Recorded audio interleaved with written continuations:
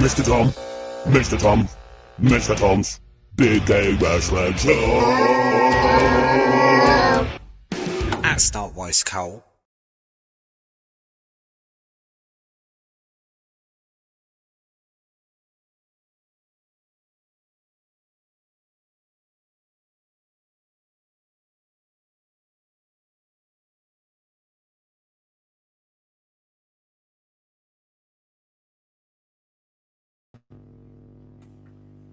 Hello, and welcome to Mr. Tom Talks Wrestling, starring Sam Greenwood. How you doing, Sam? Hello, everybody. Good to see you. Good to see you, Tom. I'm good. How are you doing?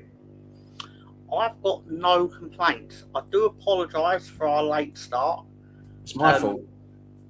Okay, I wasn't going to grass you up. I was just going to take it. No need to grass me up. It's my fault. My laptop needed a BIOS update, and it was one I just couldn't avoid. It wouldn't let me restart my PC without doing it. So, my apologies.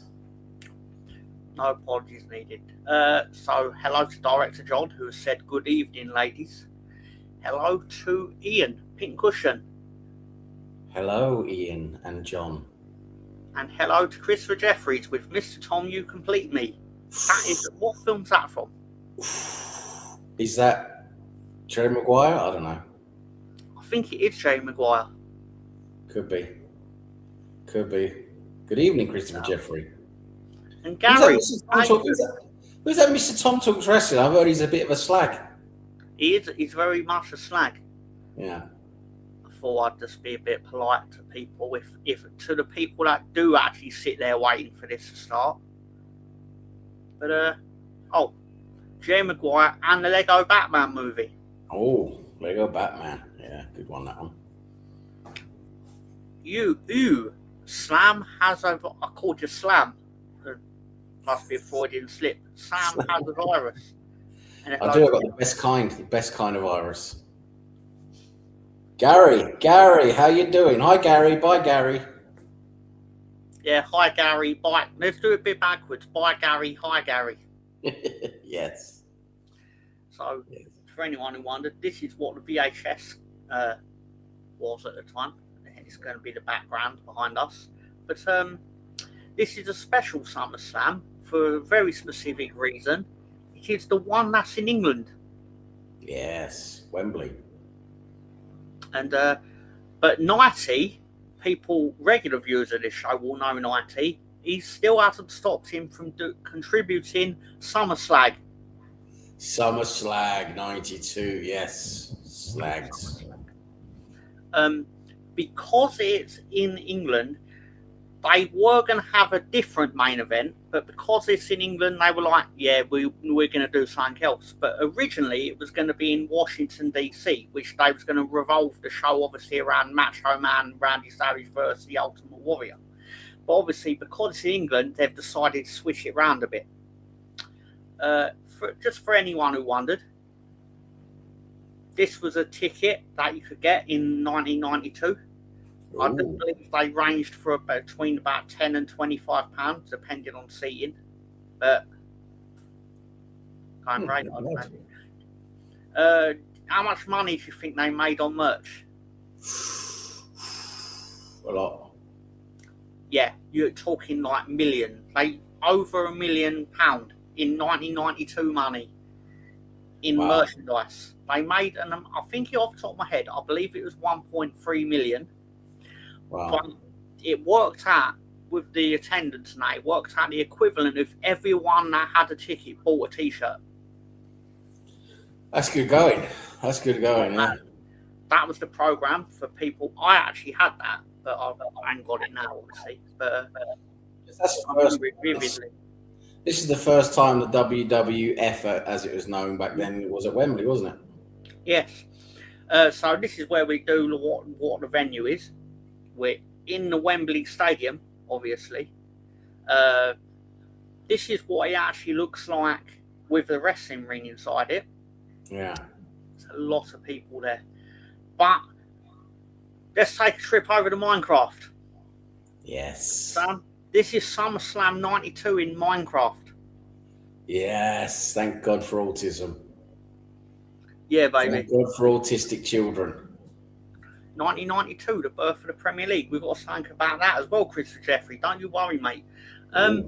We have got on the card today. We've got Legion of Doom versus Money Incorporated. Because of course we have. Yeah, why not? My boys are going at it. Nails will face Virgil. Nails and Virgil. Virgil, that useless prick, is still hanging about. Fucking hell. He's still employed. We're going to have Shawn Michaels versus the model Rick Martel. God.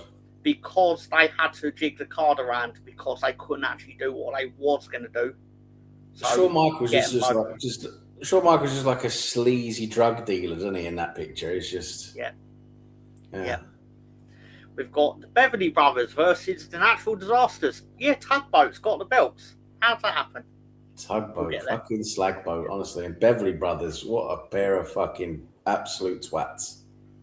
Demolition Explode with the Kona Crush, a new character, would be up against the Repo Man.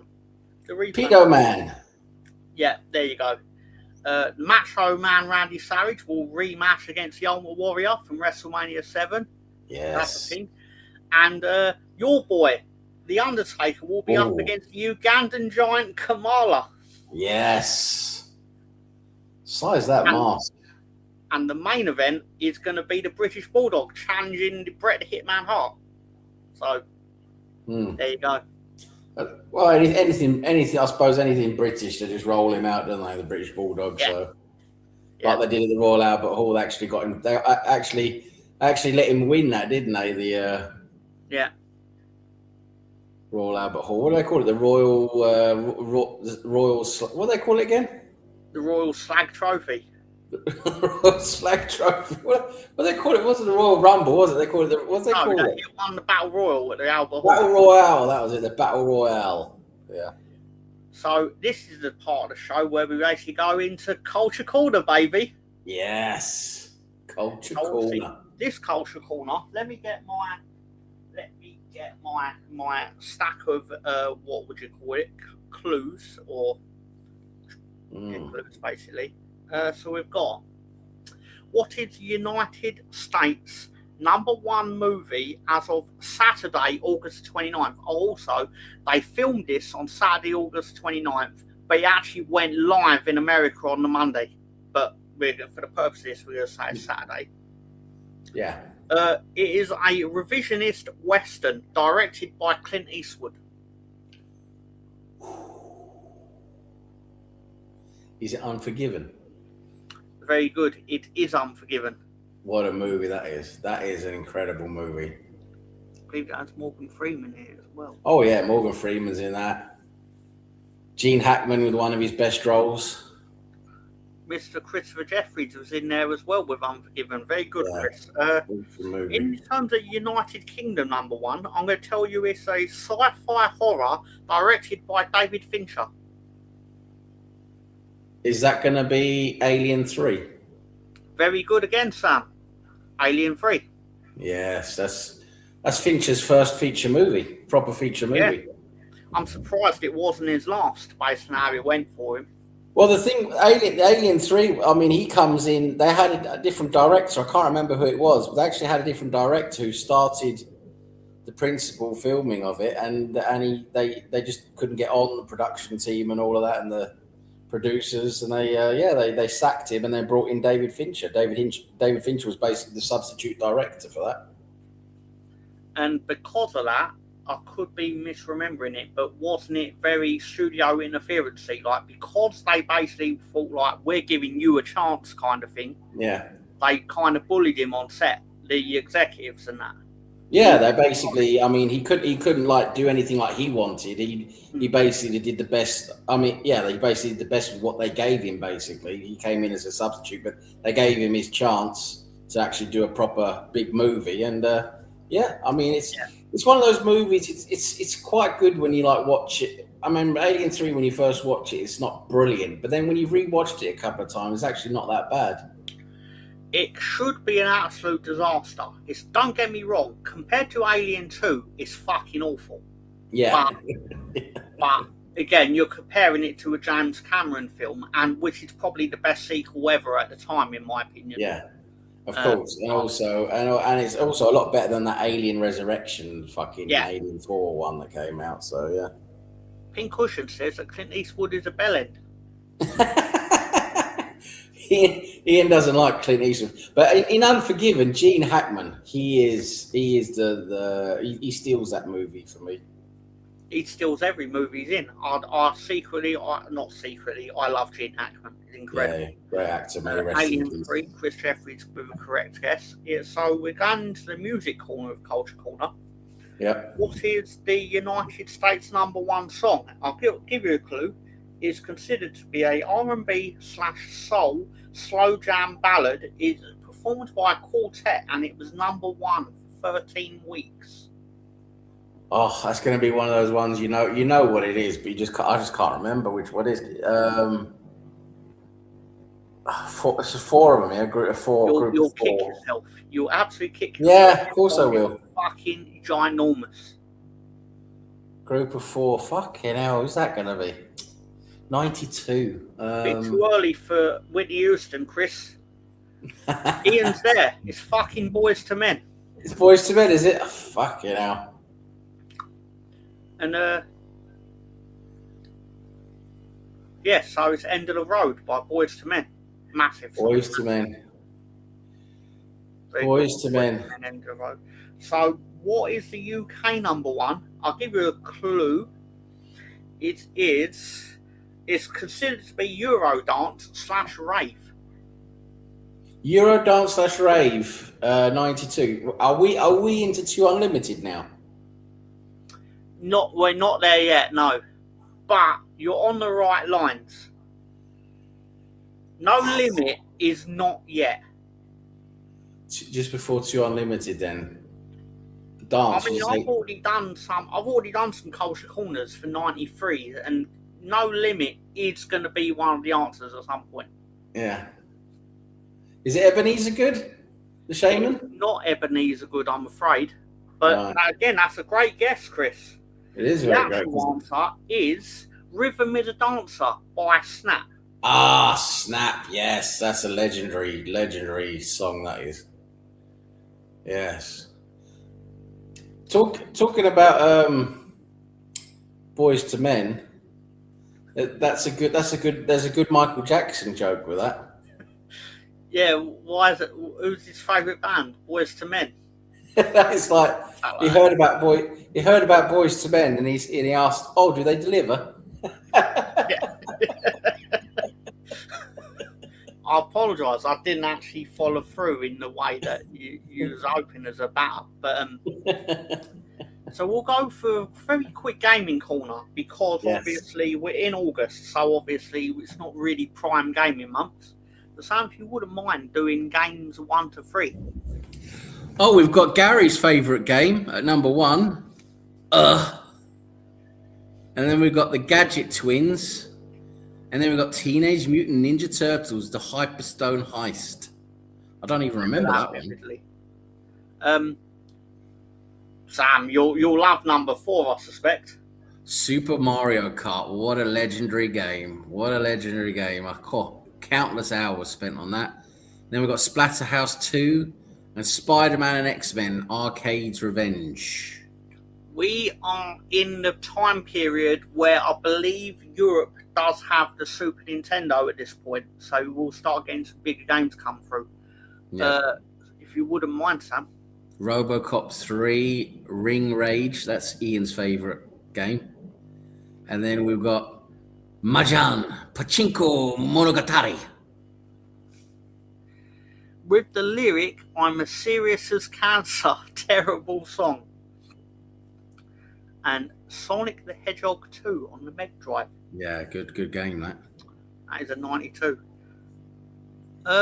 Sam, you still might as well only got a couple more.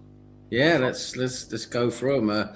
We've got Mobile Suit Gundam, Hyper Classic Operation. Then we've got Mad Paradox, and we've got Operation Gunbuster. Wow, what a game that was, by the way. Amazing. I remember Evander Holyfield's Real Deal boxing. It was shit. And then we've got Diet Go-Go. And the last one, Decon and Bubble Trouble. Gory Gasuto 2. What a game. What a game. what a game that was. Brilliant. Mario Paint on SNES, Bucky O'Hare on NES. Yes. Mario Paint. Fucking hell, I can't believe they actually did a Mario Paint, didn't they? They had Mario everything back then, didn't they? They just slapped the Mario name on everything, didn't they? They slapped that fucking plumber's face on anything they could. Yeah. Absolutely. Sam, this part of the show, we're sponsored by Anusol. What Chris are you having, Sam? Ooh, I'm going with going a little bit different this week. I'm going with Spanish paprika. Ooh, Spanish paprika. Spicy. I have a different Chris as well, or similar. I'm basically going with Walker Sensations, but a lamb and mint sauce flavour. Oh, is that a new one? I believe it's a limited edition. Oh, that sounds nice. A limited edition. Lamb and mint sauce. That sounds nice. It could be lovely. It could be a disaster. We'll find out tonight. Smoky bacon, I guess. That's normally what I get, Chris, but not tonight. Not tonight. So we're going to head for SummerSlam on Netflix. But before SummerSlam starts, on the VHS, they filmed loads of dark matches, which were not on television. So basically, before the show, for the live audience and the VHS in the UK, we had Hacksaw Jim Duggan and the Bushwhackers defeated the Mountie and the Nasty Boys in a match that I know you'd have hated, Sam. And Papa Shango, the Shango Tango, defeated El Matador, Tito Slagtana. Fucking hell. Wow. And there is another one during the show, but we'll get there when we get there.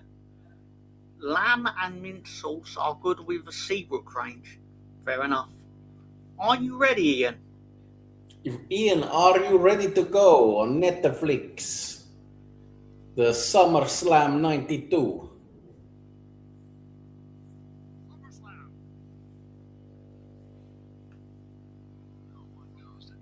I've gone to advert for some reason. So, yeah, I've got it stopped on 1 second. 1 second. I've got 20 seconds. Rosie's in the house. Yeah, big up, Rosie. As in Rosie. Oh, Ian's ready to go. Alright, so I've got 10 seconds of advert. Yeah, tell me when you're ready. I've got it paused on 1 second. 3, 2, 1. Pause it, then we'll do the countdown. I'm ready. Right, ready for the countdown? This countdown is brought to you by Jamaican Jizz Sticks. 3, 2, 1, we're going. Ico Pro, whatever that is. It's the integrated conditioning program that Vince McMahon is going to plaster the walls of his program with. But we are in Wembley, and so are the cameras. Yep. We've got this Kid Savage. Kid Savage. Yeah, wrestling was huge in the UK at this point, because I was actually in the UK. This is just before I moved to Norway. This is when I was actually watching a bit of wrestling on TV at this point.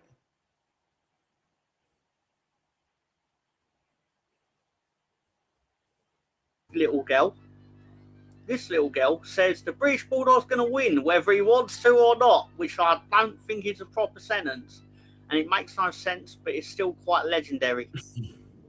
I always thought it was a boy. I always thought it was a little boy. It turns out it was a girl. Yeah, that does look like a boy, doesn't it? Oh, they're doing all the royal stuff, of course. Are you both trying to do your best Ebony and Ivory impression? Yes. Yeah, why not? Also got its trumpets. Yeah, looking at the Houses of Parliament. For the pageantry of SummerSlam at Wembley Stadium, baby. SummerSlag. This is their last stadium show for about 4 years. I miss old Wembley, you know. Mm-hmm. What an iconic stadium. Yeah, because Leeds have not won in New Wembley ever. I mean, those twin towers, the two towers. Vince McMahon's on commentary, because of course he is. And Bobby the Brain Heenan. Or as he's about to call himself, Sir Bobby. He's put a crown on, look at him.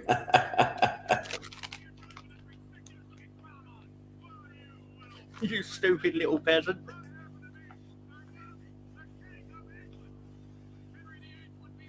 Good evening, you beautiful slags from Burden Park, Asda.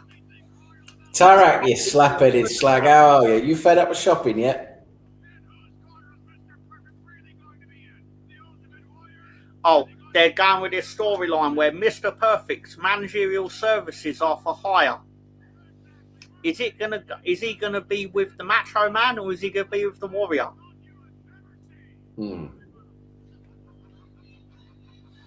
Alonso's in here with oh my, it's my two favourite slags. It's my two favourite slugs. Oh, he wrote slugs. Because he's got slugs on tonight. Big up, Alonso. How's your driver doing? How many times has he crashed? Ian, you well, says Rosie. Oh, the opening, yes, so obviously it's Legion of Doom versus the Money Incorporated. Here comes Jimmy Hart leading his lads to the ring. The length of that hallway is almost criminal, but understandable, obviously.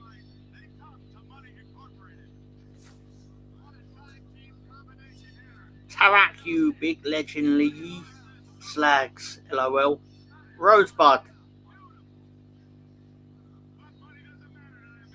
And I'll do, Rosie. That's a sound, PG.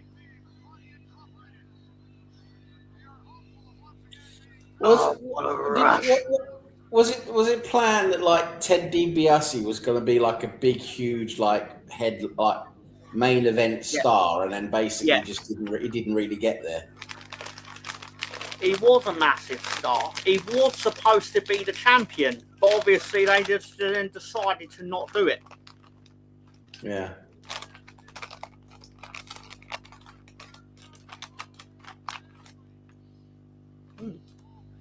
It's interesting for him. Oh, Erwin R. Shyster stood there and basically threatened the audience to start paying their taxes. Like, mate, it gets taken out for us on pay as you earn. Who's this coming up with a fucking doll on the bike? Who's that? It's Rocco. What the fuck is that? Vince McMahon thought they're a bit stale. Let's give them a new manager. Who the fuck and he thought what's this whole thing with the doll? What's going on? Rocco, baby. With a fucking doll. What's going on? Vince McMahon happened. Vince McMahon he must have been so much on drugs to come up with all this stuff.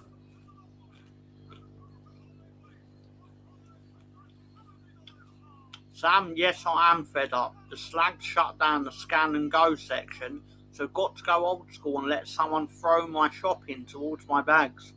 Disgusting, absolutely disgusting, Tarak. Can't believe they fucking fucked up the scan and go section. It's a fucking ventriloquist puppet. Yep. What the fuck is that? He just likes having his hand up someone's arse, doesn't he? It's obviously Cockney rhyming slang, seeing as they're in London town. London town. Alonso says Chase Slagcoat finished 12th after someone wrecked into him. I saw Chase Slagcoat the other day. He was in the ditch. He crashed his car again. I wonder why they didn't make DiBiase the champion, brother. Yeah. Drop me softly, brother. Drop me softly, brother.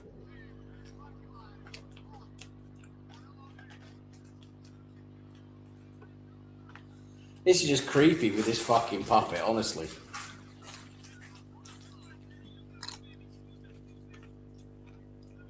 Would it shock you if I say this is the only time you will see Rocco in the show? What did you say? The only time we're going to see him? This has been the only time we're going to see Rocco on the show. Yeah, and that's not surprising, is it? No. But the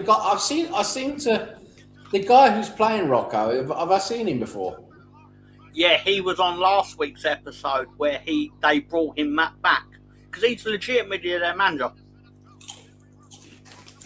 I thought I recognised him. He was doing all this. I am the bad apple. I am back. And all the audience like, yeah, we don't know who you are, mate. Rosie wants to know, did she miss the snack reveal? This week I've got Spanish paprika. I've got lamb and mint sauce. Walker Sensations in Easter limited special, apparently. Lamb and mint sauce. Is it any good? It's all right, actually. Mm. It makes a nice change from Walker's Sensations. The twice sweet chili, of course.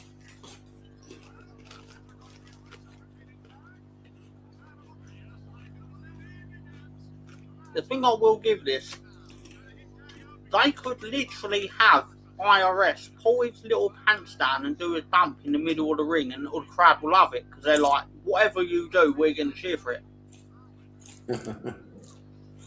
Miss Melina's in the house with shout out to the panel and chat. How you doing, Miss Melina? Big up, Miss Melina. I hope you're well. Is this the biggest attendance they've had so far in the WWF? It depends on whether you're willing to believe that they really had 93,000 at WrestleMania 3. All right, yeah. Because they've got about 78,000, I believe. Yeah. But they legitimately do have 78,000. I mean, yeah, Wembley takes 80, so yeah. Yeah. I'm surprised, because obviously, because they've got the seats on the pitch and all that, you can feel you can get even more people in there. Yeah.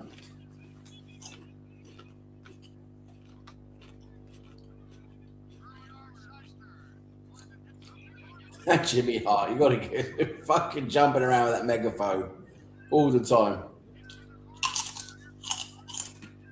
Okay, say hello to Melina. Melina responding with Tarek slag.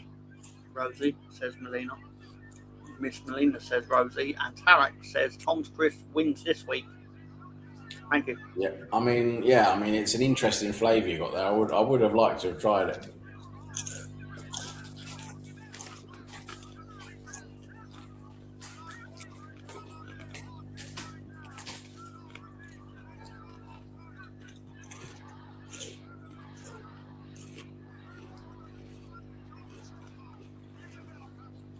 This is like their UK invasion. Like, this is the culmination of it.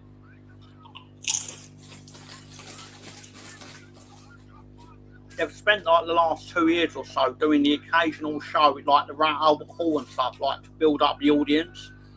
Yeah. Can we actually fill a big stadium? Yes, you can.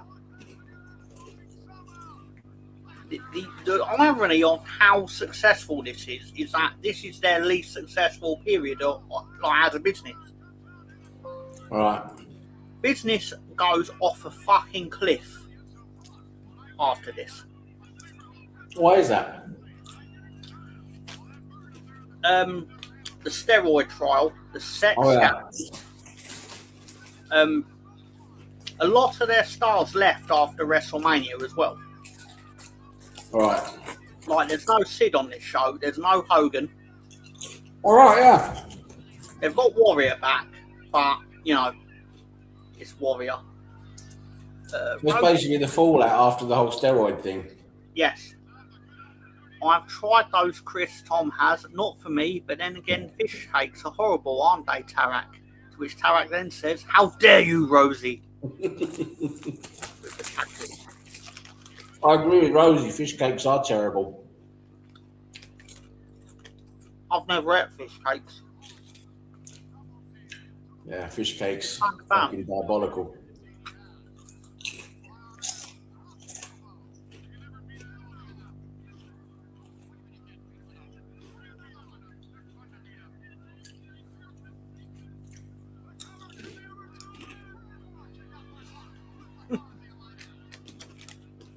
I do believe there's no Lego ref on this show either. Lego ref, what a legend.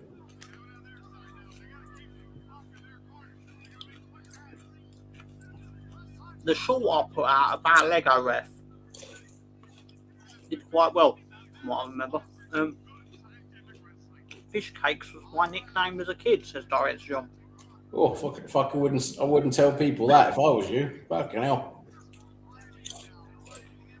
I thought John would make people sleep with the fishes. sleep with the fish cakes.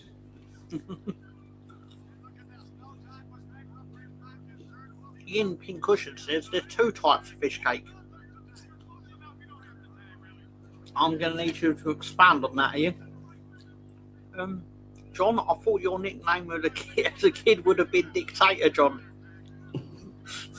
Dictator John. Or Don John.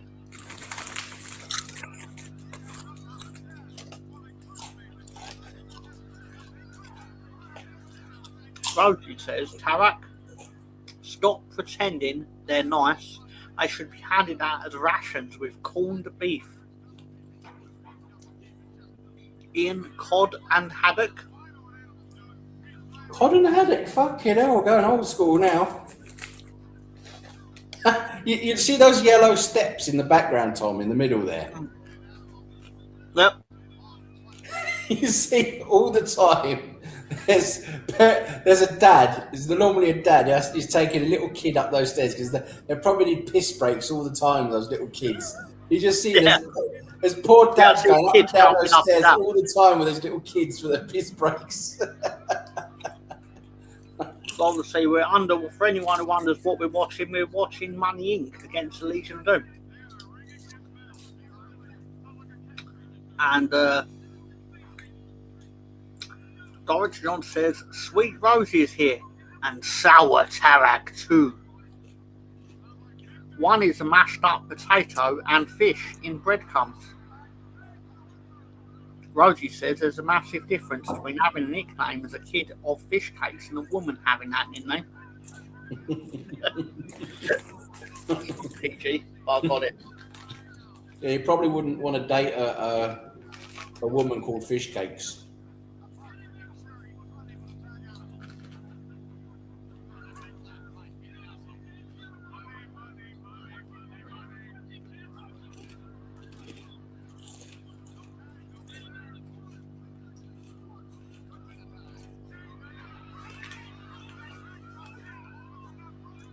The other is fish between potato in batter. Battered fish cakes in, to which Tarak says, speaking from experience, Rosie. But I'm sure the cats would love her, says Dorothy John.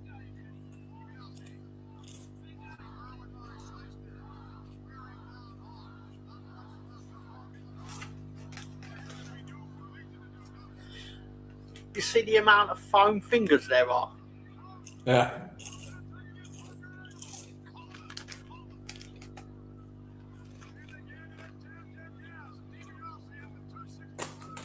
It is nice to see old Wembley Stadium again, though. I mean, that's iconic.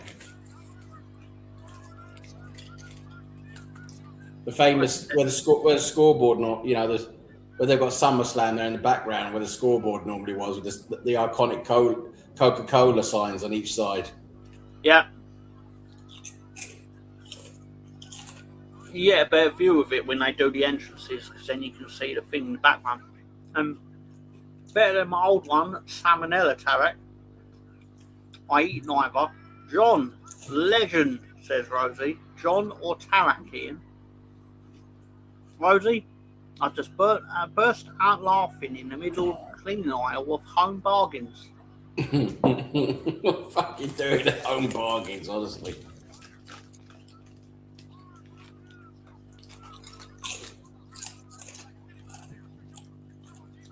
Am I right in thinking that you'll be with us next week, Tarak, for the Survivor Series?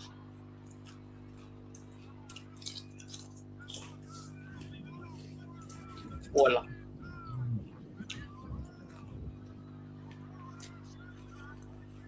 They do cheaper snacks and chocolate. He'll be in. He won't be with us next Friday because he'll be in Halfords looking for a new fucking bike pump.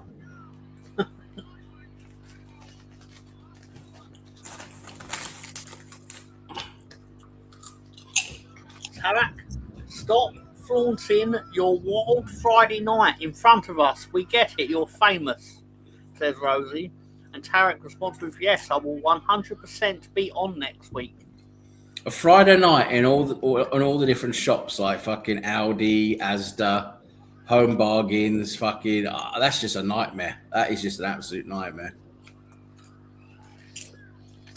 I believe our opening contest has ended.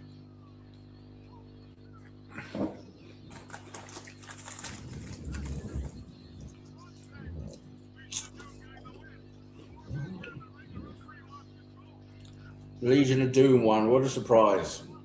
Imagine my shock. Legion of Doom win. And Hulk goes to continue his crack bender.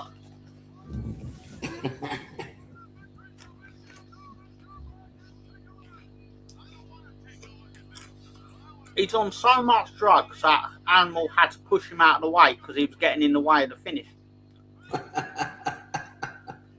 That sounds about right. Oh, look, it's Nature Boy.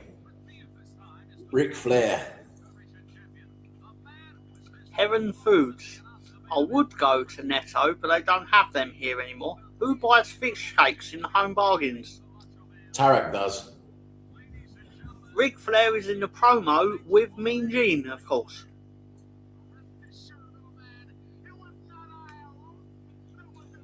You can see where Charlotte Flair gets all her glitter and glam from, can't you?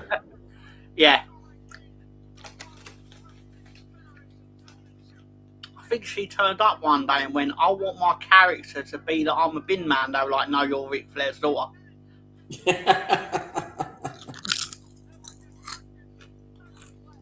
You will have your dad's gimmick. I bought my fish cakes from Aldi. Cal Theory. It's time for Ian's anagrams, baby. Ric Flair's and Ric Flair. He's the first anagram. Ric Flair, that one. Yeah. Roddy says Pat Butcher and Barry Evans there. Pat Butcher.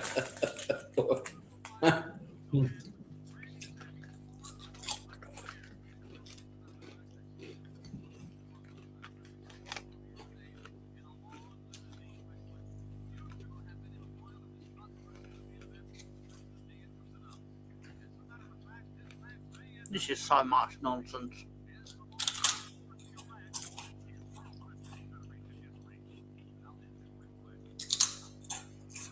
Often repeated anagrams. Keep them coming, Ian. Keep them coming, mate. Often repeated by me. So, where did Hulk Hogan go then? Is this when he fucked off the WCW? No, he's not fucked off the WCW. I believe he's gone to shoot a movie, which would be Mr. Nanny. Right. But he's also getting out of Dodge because if I recall, he went on the Arsenio Hall show and declared that he's never taken steroids, which is obviously not true because you only have to look at the man to see that's obviously not true. Oh, it's time for Virgil and Sean Mooney holding the microphone perfectly vertical. Virgil's going to beat Nels, according to Virgil. How do you think it's going to go for Virgil, Sam? I think he's gonna get his arse handed to him, and rightfully so, because he's fucking useless. He absolutely battered Big Boss Man, didn't he? In that clip you shared, he murdered him. I love that storyline though, because obviously Nels is alleging that the Big Boss Man abused him while he was a prison guard. And because we know the Boss Man used to be a villain, he might be right.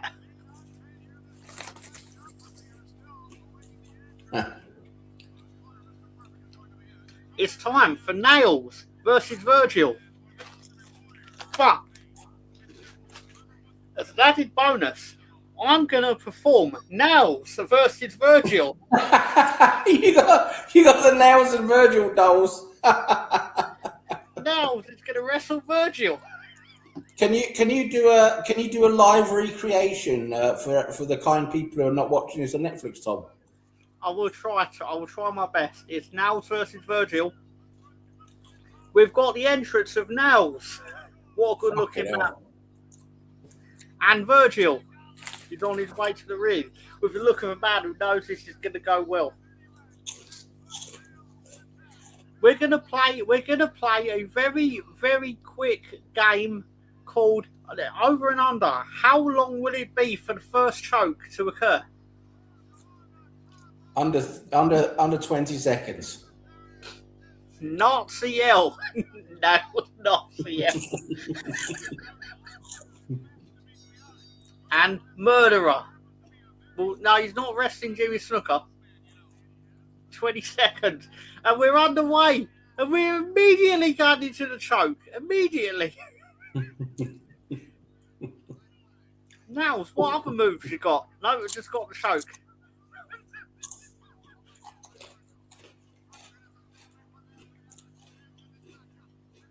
He's fucking massive, though.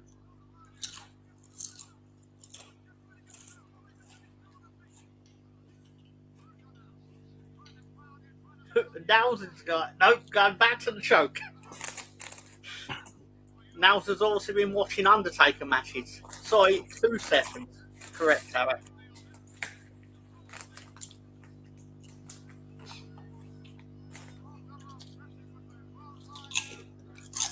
The agility on Virgil. Oh, his nose is fixed again, though. Is that what he's got? Is that fucking choke?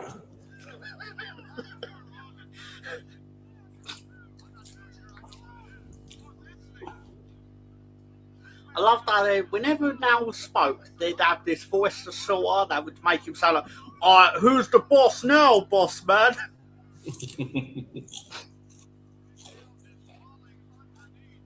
I even had to send it to Annie Herbert because obviously I was like, Herbert, Nels is coming to the show.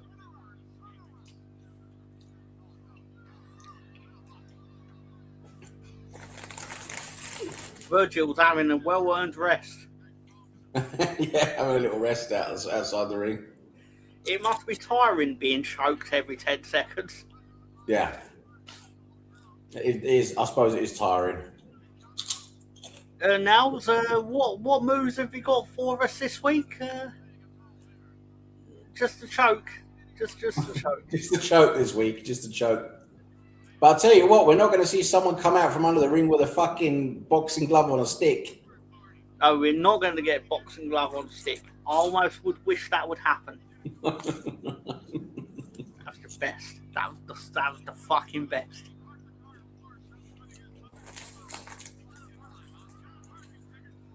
Meant to say, Tom, I've got a discount code for Just Eat. 80% off when you spend £15. It ends on Friday. I don't even have a Just Eat account. Ends on Sunday. Fair enough. Thank you, Rosie. Well, it was nice of Rosie to offer. It is. It is.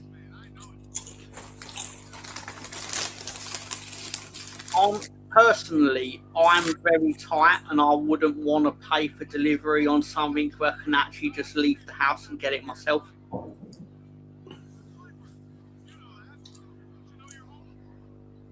I mean, you could try something else, couldn't you? I suppose with Just Eat, you know, you could get something else delivered. Fair point. Now's has got Virgil in. Guess what movie got now Virgil in? Why don't I just call Nails the Choker? Now's has won the match. Imagine my shock. So I'm going to recreate the match using Virgil and Nels. It's just basically this for 2 minutes of him choking him. That's an incredible recreation there, Tom. I think it was accurate. Oh, he's got the Big Boss Man's nightstick, which he stole, by the way. He's going to stick up his bum. No, he's going to choke him with it. Thank you, Rosie. I understand. I appreciate that. Thank you. Nels is currently choking the shit out of Virgil. Which I can't help but feel like there's racial undertones to this. Is this on YouTube? John's asking. I don't believe SummerSlam is on YouTube.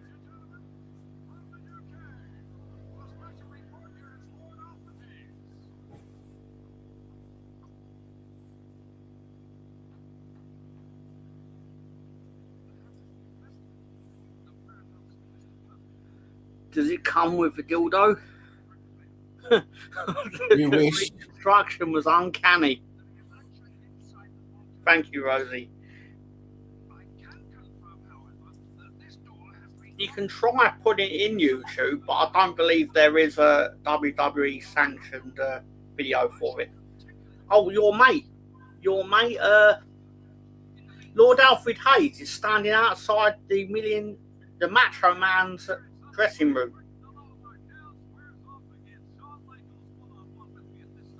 Oh, sensational Sherry, I love her. It's Sherry time. Sensational Sherry. she is fucking bonkers. This storyline is fucking mental. Basically, Rick Martel has the hots for Sherry and Sean doesn't like it. That's basically the story. But Sherry is all too happy for this to occur because it's Sherry.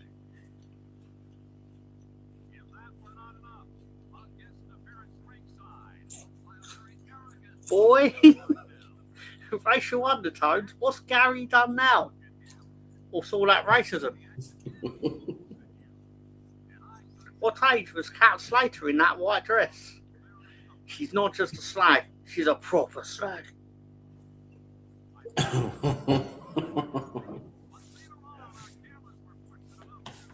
Yeah, Sherry's great.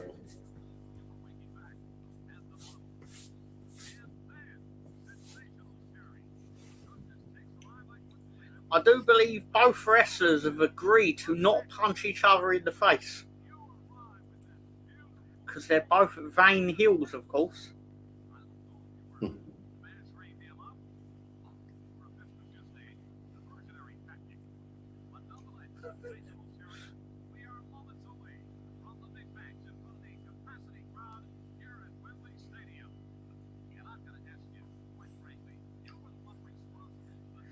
Actually, you see what Sherry's wearing to SummerSlam. What time are you up to? Sam, can you answer that for John's benefit? We're at 30:43. Thank you. We're currently on this promo of the sensational one. She's got the SS on her cheek. Maybe not quite the best choice.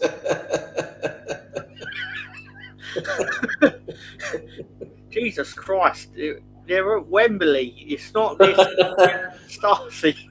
Fucking hell. It's time for Shawn Michaels versus the model Rick Martel. But we've got one of my favourite entrances. Rick Martel's come dressed for Wimbledon. It's fucking yellow. What are they? Yellow shin pads or whatever the fuck they are. I don't know. What are they? It's the socks, isn't it? They look more like shin pads, don't they? They do. Oh, you're right. Actually, you're right. They are shin pads. I've spent 30 years thinking he was wearing pink socks, but he's actually got shin pads on.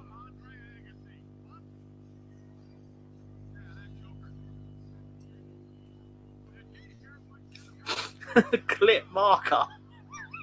Clip marker. Clip marker.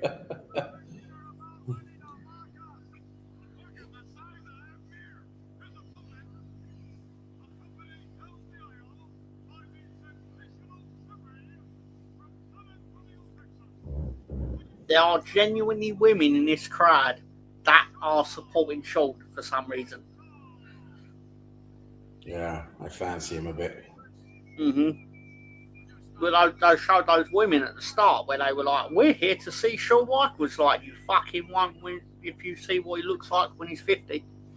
He fucking looks like Skinner.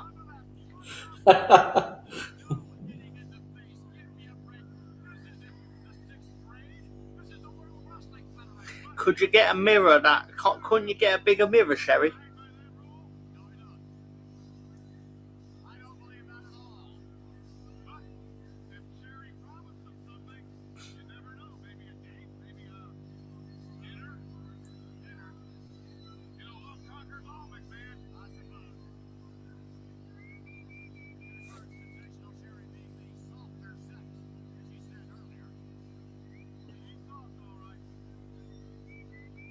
A very appropriate anagram for Rick Martel. That's very good, Ian. Oh, Sherry's getting in the ring, and yeah, Sherry's getting in the ring. Yeah, she's walking around Wembley with her arsehole out. She's got that open bum bit there, hasn't she? Yeah. But I think this is as good a time as any. Thank you tonight, of course. It's time for Sensational Sherry for the Solid Citizen of the Week award. Yep. Solid Citizen of the Week. Because Liz is gone. Liz is gone, baby. Liz is gone. Yeah. And so it's just Sherry at the moment. I do kind of feel a bit guilty, though, that we've not actually had Sapphire as the Solid Citizen of the Week. Sapphire, baby. Sapphire, baby. And Annie Herbert's in the house with big up Mr. Tom and Nails. Hope you're well. He got ears. Yeah, we just saw Nails basically choke Virgil for about 5 minutes. It was the greatest 5-minute choking since the last one. But Nails is not winning the Superstar of the Year anytime soon, I think it's fair to say. So we're underway with Rick Martel versus Shawn Michaels. Oh, they were knee pads. Right, he had them around his shins, but he's actually pulled them up to his knees now. Yeah, that makes more sense. Oh, very good.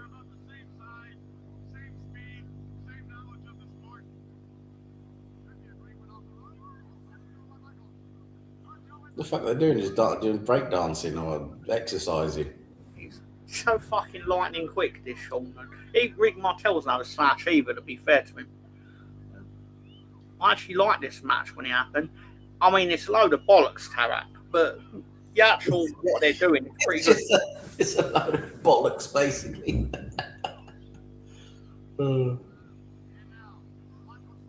This is what you get, because obviously, if it was in America, it was meant to be Shawn versus Bret. But obviously, they couldn't do Shawn versus Bret because it's not in America.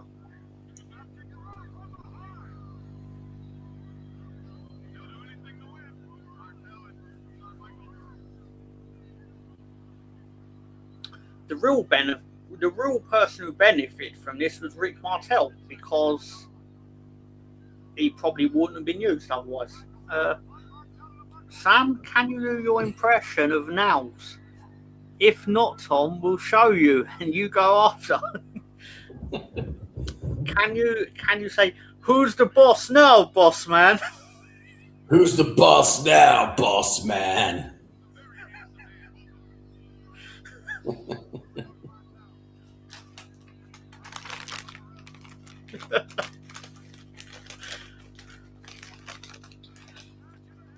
Without too many spoilers, next week's episode, we do finally get Nails versus the Big Boss Man. Who's the boss now, boss man?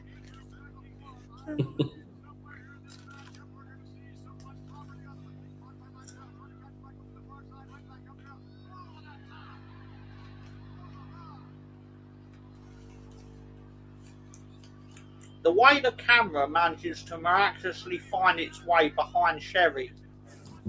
Yeah, the camera's always looking at her arse, isn't it? It's almost like that's planned.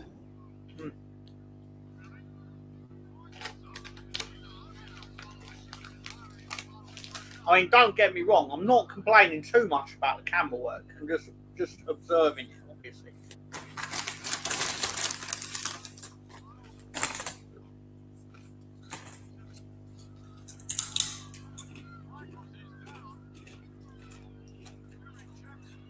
Ulrich Martel going in for the kiss.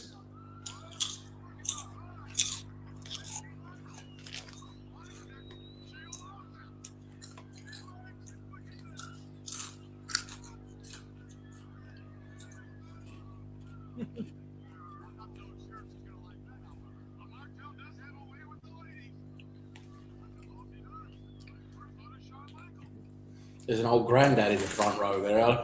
He's like, what the fuck's this? He's like, I don't know what the fuck this is, but I like that Sherry woman.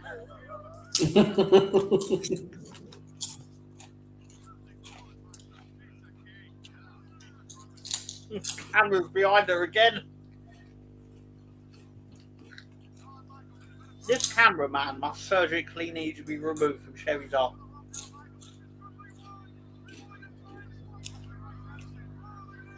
They're both trying to cheat. They're both trying to fucking finger each other in the bum. Everyone's cheering because Sean's arsehole was that.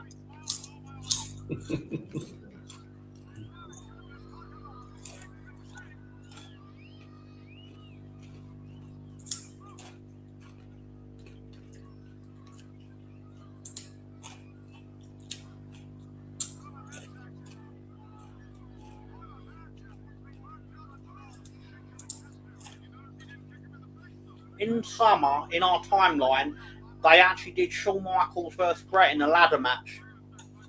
So the ladder match is in the timeline. But obviously, we've got another bonus content that's kind of more important. But after that, the thing. Get in the ring, model.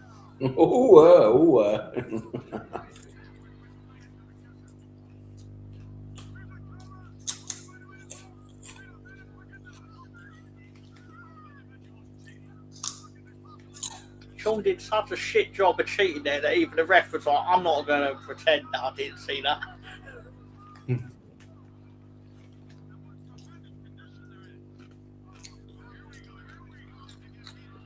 Is that a nice little slap to the face. There we go.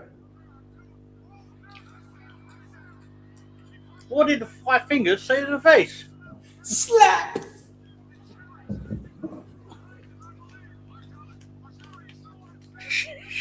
Sherry's ringing.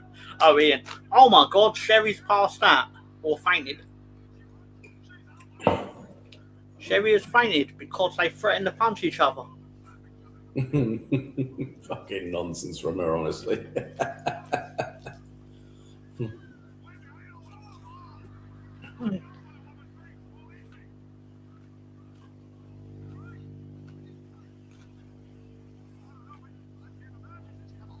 Mouth to mouth resuscitation. Here we go.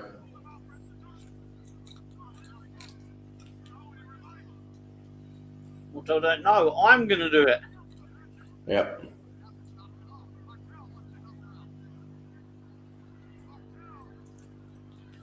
Rick, she's not dead.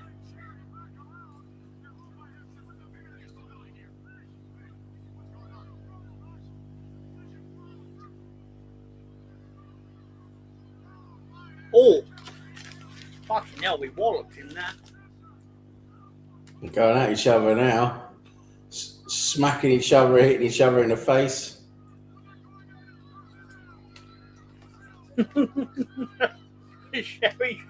Sherry revealed that she's faking fainted yet.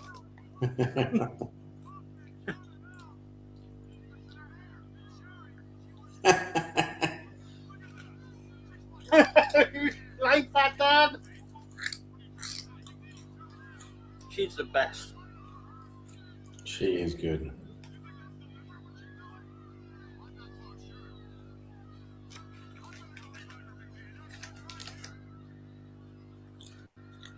Oh, Christopher Lloyd's in there. Christopher Lloyd. Hello to Wurzel. Fucking Doc Brown.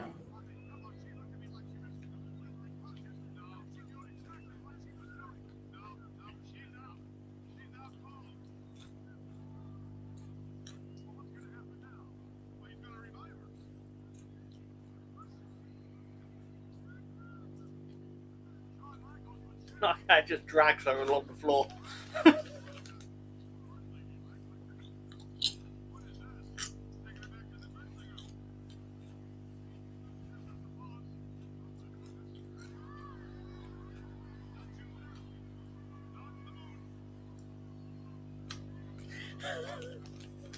Did he just say it's like he could see the moon?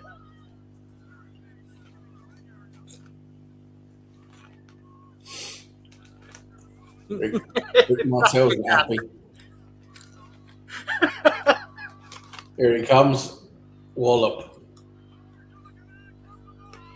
Oh, shit, Jesus Christ, that was quite the face plant from Sherry.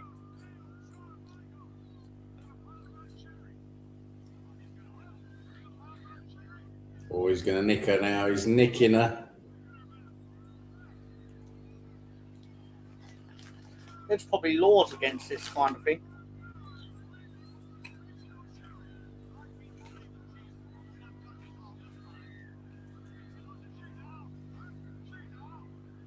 How many times has she fucking chucked on the ground?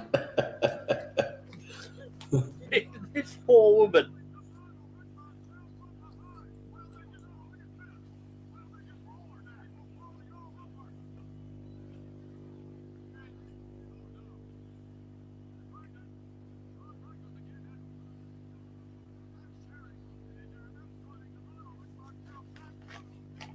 So I'm getting the feeling the match has been ruled a known contest or something. Oh, he's back for another one, Rick Martel. Fucking hell, he's got a bucket of something now.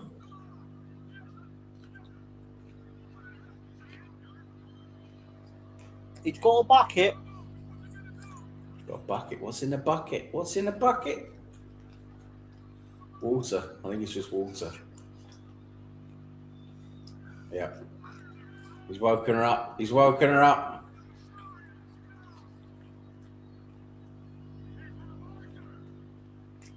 Look how Sean just randomly just fucking walks off. Yeah, he just fucked off. He's like, what? Oh, no, fuck it. I'm not sticking around for this. Sherry gets wet. Rosie says, what was the one VHS tape that got played repeatedly when you were weak? Cool. VHS tape that got played a lot when I was a kid. Huh. I played the Leeds United season review from 1991-92 season. A lot. All the goals from USA 94 as well. Yeah, I mean, there's quite a few movies I've watched, but I suppose. Which one would I watch a lot? Oh, I think Teenage Mutant Ninja Turtles. Series itself? What, the movie? Yeah. Or Yeah, the movie. I think I watched that a lot when I was a kid, yeah. It's Nasty Boys. Nasty.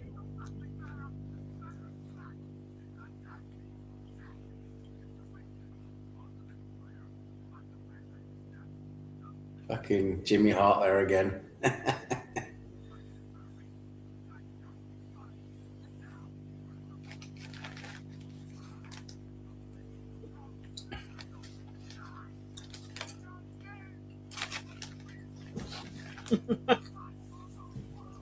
They're probably a bit lonely now that Hogan's gone.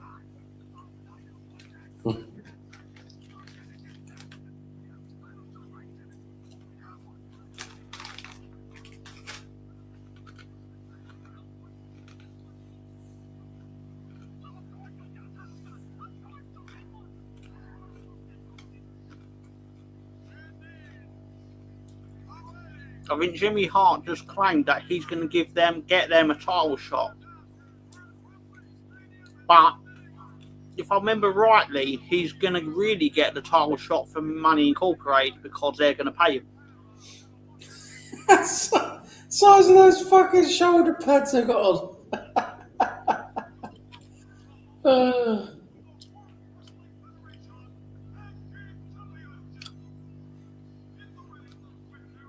I mean, those are quite the shoulder pads.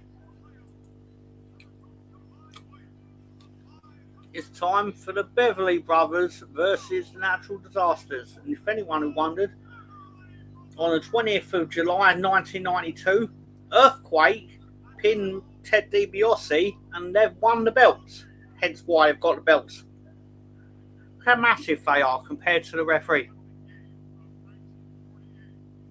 Fucking tuck job.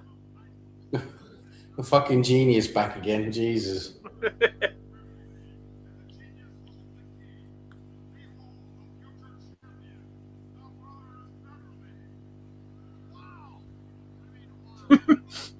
Bobby Heenan going, wow, what a poem. The Blonde Bellend brothers. The Blonde Bellend brothers, yeah. He said he was going to Marker with the water. And obviously you've got the Disasters on their way. There's a grin on their face. Well happy. Dick Fat looks positively thrilled. Their tag team name should have been Tug Job and Dick Fat.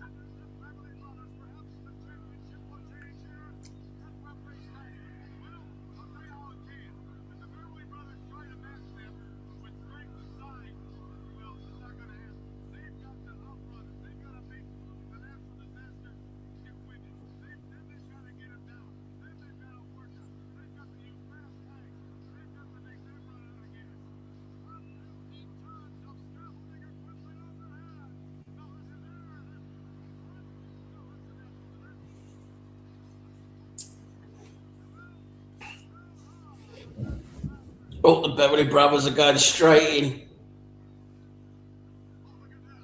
And yet we're underway. Little and Aldi haystacks.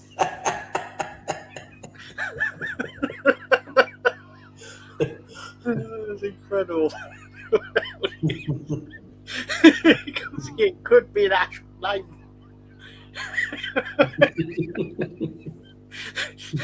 Come on, that's a bit harsh on Dick Fat because he's actually quite good.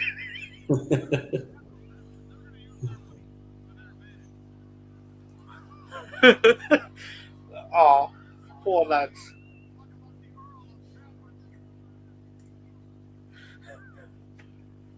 I love it.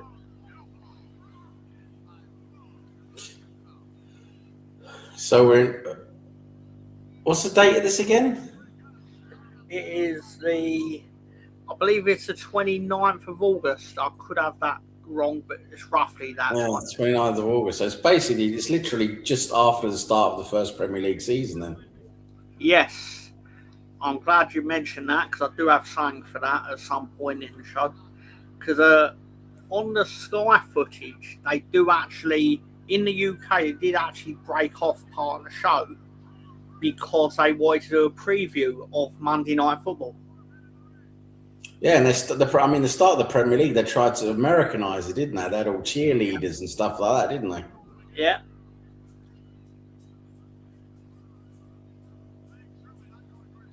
But do you know what happened not long after? I mean, at this where they are now is Wembley Stadium the following May. Is that something to do with Arsenal winning there? That's when Arsenal won both the FA Cup and League Cup. Won there twice. They went there and won there twice in May the following year. Bloody hell, Tug Job kicked out and threw him out of the ring.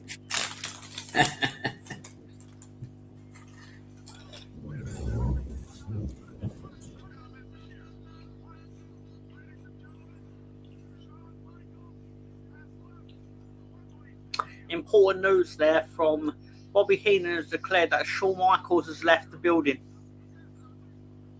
Oh, good to know. I believe it's meant to be a parody of Elvis. Yeah. I think that's the intention. Elvis, ladies and gentlemen, Elvis has now left the building.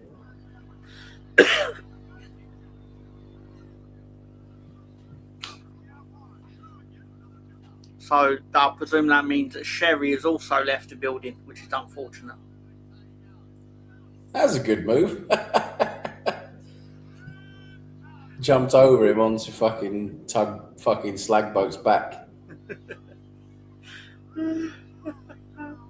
Oh, man.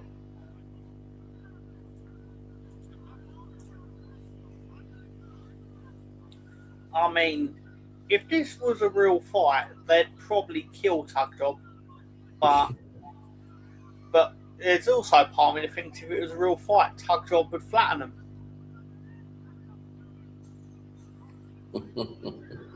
I'm undecided, actually, in all truth. You can't decide. Yeah, difficult to choose.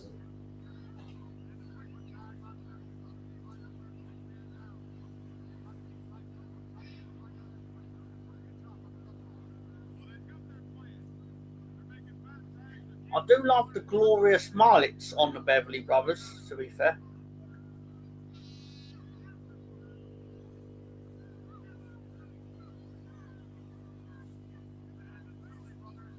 Especially the Beverly brother that's in the corner that has not been tagged in at this point.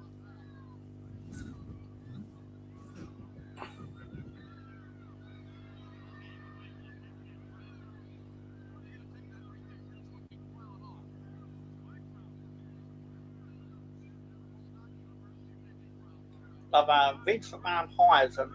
He doesn't know their names. He gets their names muddled up every time. So, mate, you're their boss. You employed them. How do you not know what you've called them? Sounds like a great boss. Yeah, it was like when they hired the Jumping Bomb Angels. It was like, you don't know what they are, but you hired them.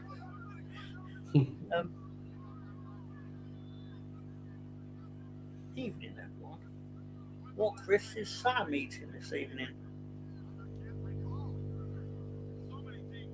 The Bubbly Brothers, as Jackson called them the first time, he thought he heard the commentator called them the Bubbly Brothers. The Bubbly Brothers. Big up 90.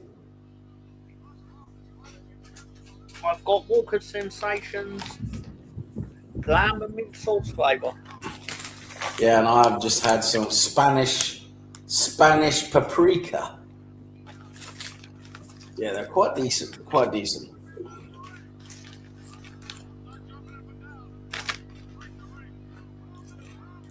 How you doing, Nighty?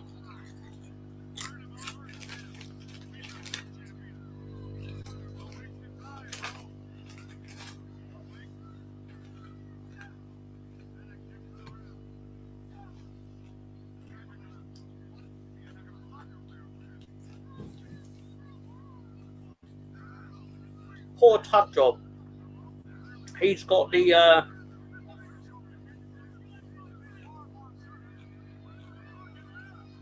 Lamb and mint sauce look like it said spanked paprika. Doing as good as I can be, mate. Good to hear. You wish you could get spanked by a paprika, you slag.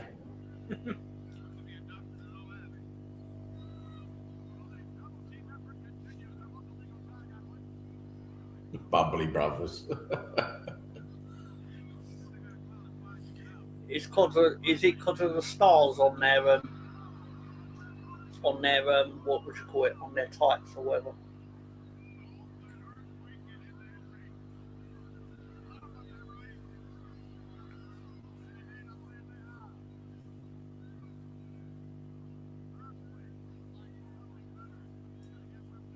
Oh man,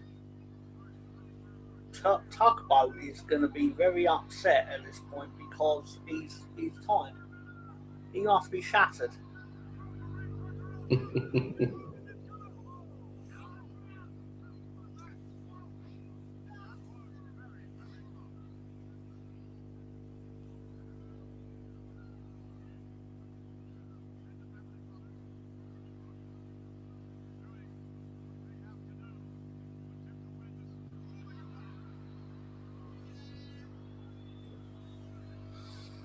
Can he get over there? Can he reach him? Can he reach Typhoon? I mean, Earthquake.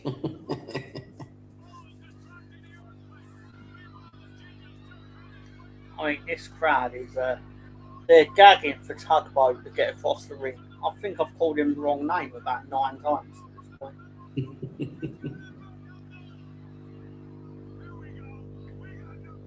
I don't know what I say, like I don't just call him Tugboat every week. He's Tugboat, isn't he? Tugboat or Tug Job or Slag Boat. Master. The Shock Master. The Shit Master.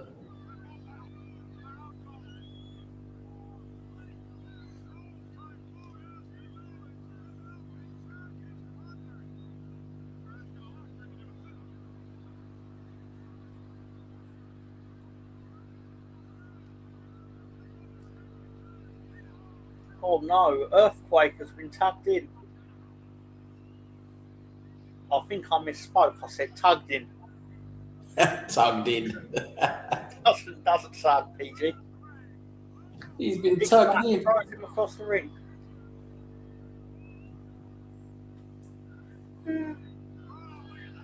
Oh my god, that was quite a suplex. Hey, Chris Nix is in the house. How you doing, sir? Oh, Chris, you dirty slag.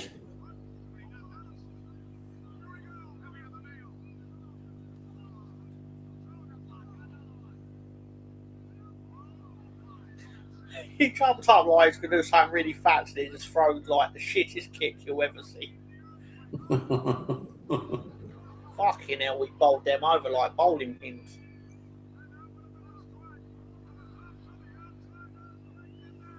I suspect that the Beverly Brothers are not going to be too long for this world. Getting smacked around a bit now.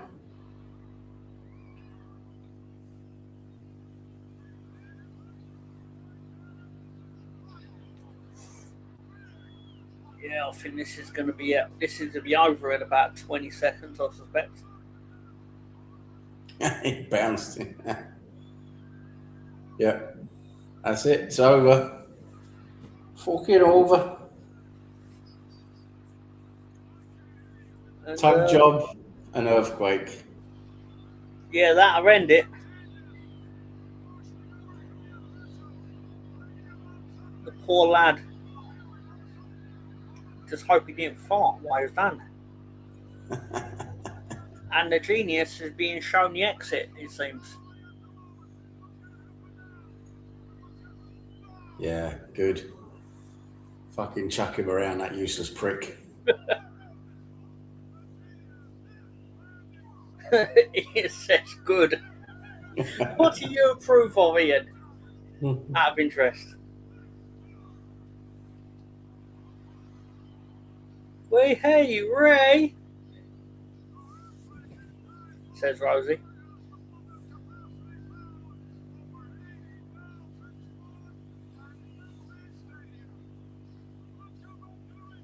And yeah, we've got the disasters celebrating.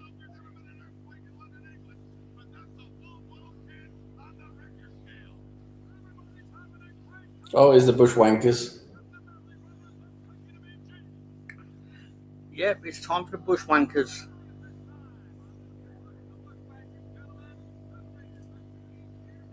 I believe it. They're going to go to Lord Alfred Hayes, but then after that, the Sky Sports feed cut out, and basically they did a preview of Nottingham Forest travelling to Norwich on Monday Night Football. Wow. The night that this aired, obviously. For anyone who wondered, Norwich won 3-1, because Norwich did go on to finish second that year, I believe. I bet Chris Sutton scored for him. I bet he did. Them losing. Where you been hiding? Where you hiding? We've been having. Lord Alfred Hayes couldn't get a word with the Macho Man. Can he get a word with the Warrior?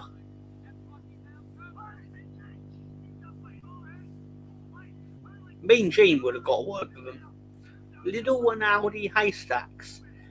Tarak knows his way around both. He does. He does know his way around fucking Little and Asdy Haystacks. Little and Asda Haystacks. Yeah.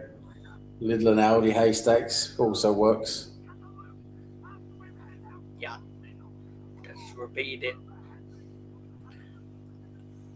Why are they still talking to the Bushwhackers?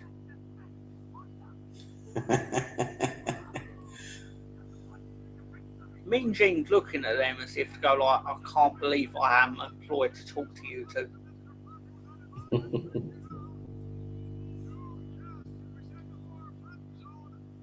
Where's Lord Alfred Hayes? Lord Alfred Hayes is going to try and have a chat with the Ultimate Warrior. / try and find out if Mr. Perfect is in his dressing room. Why would he be? He's going to open it. Oh my God, he's just going to open it. He's not going to knock on the door. Oh, it got shut. Denied.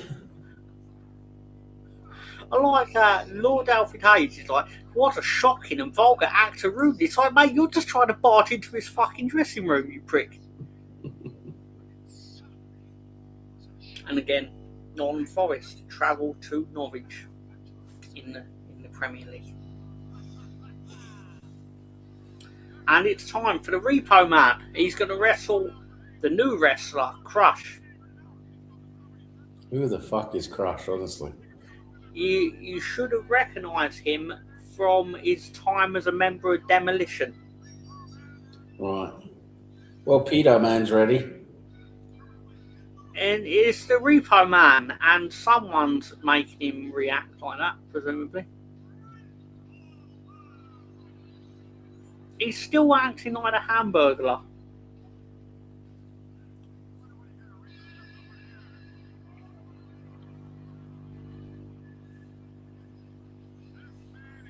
A fucking big fella. Here comes nobody. And what a fucking mullet on him.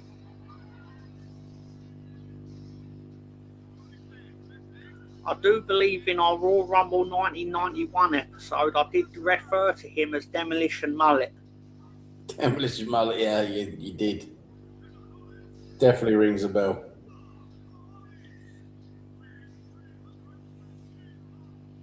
Crap, as I call him now. I believe this is a match where everyone's going to the concession stands or for a piss.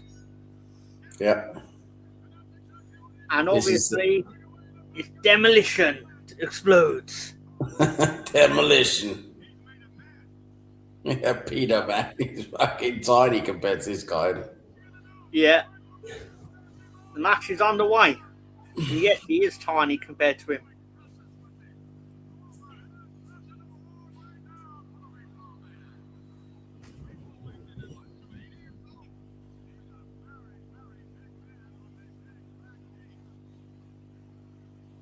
Vince McMahon is sitting there like, what's the word? Metaphorically tossing himself off the Crush. metaphorically tossing himself off. It's like, Crush has got beef.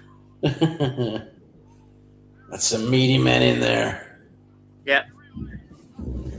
Cannot wait until next week to try to tell you why Nails leaves WWF. It's brilliant. Oh, he leaves. He's not in it for long then.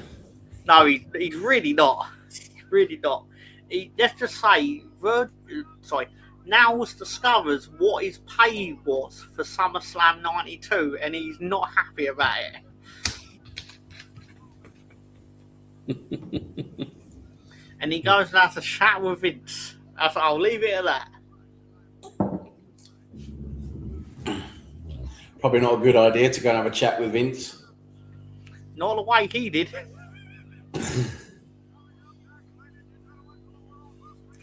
I imagine he was going, "Who's the boss now, boss man?"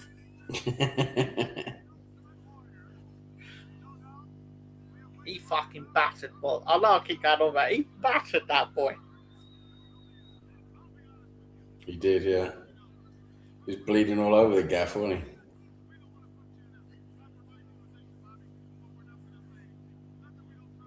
If I remember rightly, Mr. Perfect on commentary was having the time of his life going, "Yeah, get him."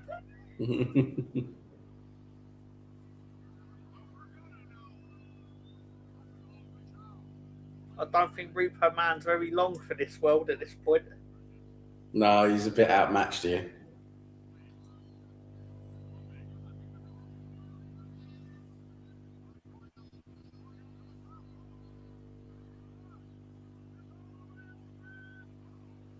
Rib shot. This the same SummerSlam 92 where Hogan met a Make-A-Wish kid with Michael Jackson, invited him to sit in the front row, fought in the main event, and by the time it ended, the kid passed away. Unbelievable. That's Rib Shot, baby. That's Rib Shot. Big up Rib Shot. I think Hogan's not in this, is he? Hogan's not in this, though, is he? No, he's not. This is why Hogan claimed that he was at this SummerSlam, though, which is obviously categorically not true.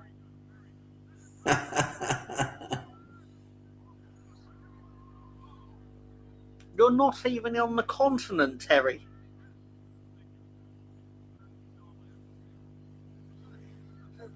I was there in Wembley for this SummerSlam. It was awesome. I wasn't. Ooh. I asked my mum, "Can I have a ticket for this?" And she went, "No." Oh, that's great. Non-profit organisation. Awesome. I bet it was great being there. Non-profit. I bet it was fucking great being there. Crush has got, I suppose he's got the Cranium Crusher on Repo Man. Yeah. He was just completely battered there, wasn't he, really? Yes, Crush wins decisively, I think it's fair to say.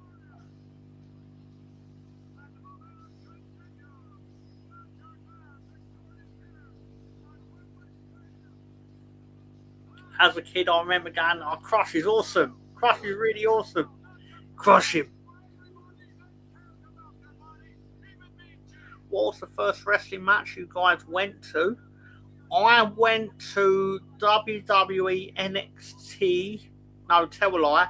I first went to Monday Night Raw in April of 2013. It was awesome. I saw The Undertaker. Oh. It was incredible. Brilliant. Was that the O2? Yes, exactly right, Sam. Yeah. Yeah, no, I've never been to a WWE live event. It was good. It was good fun. It was good fun. Yeah, I bet it We've was. got Mean Gene having a chat with the camera. Well, presumably he's interviewing John Cena. Because no one's there. Anyway.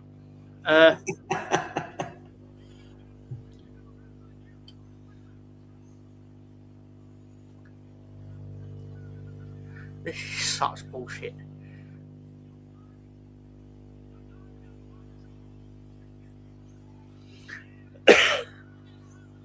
Macho Man's going to try and beat up Mr. Perfect. It's like, let's see how it goes for you.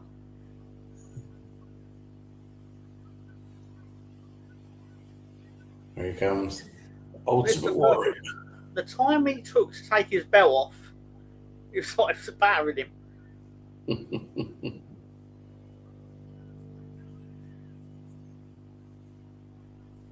I think if I remember rightly, Ultimate Warrior spent the entire summer fighting Papa Shango and being cursed by him. Yeah.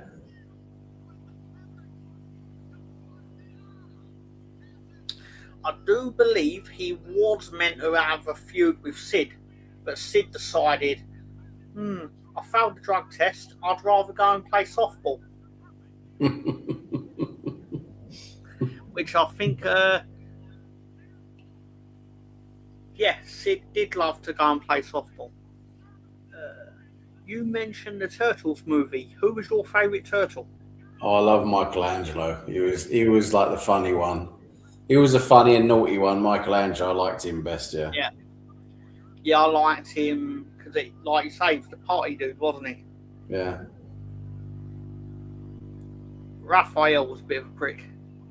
I say that. He's probably more like myself because he's quite surly.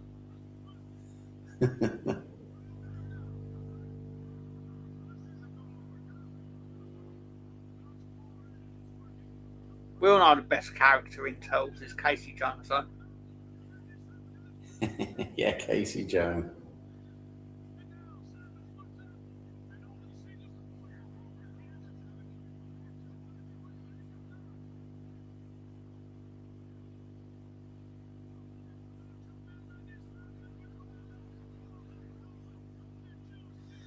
Splinter's the name of the rat. He was their teacher and master. Do anyone remember what Splinter's human name was? Because I think Shredder's name was Arrigo Sacchi.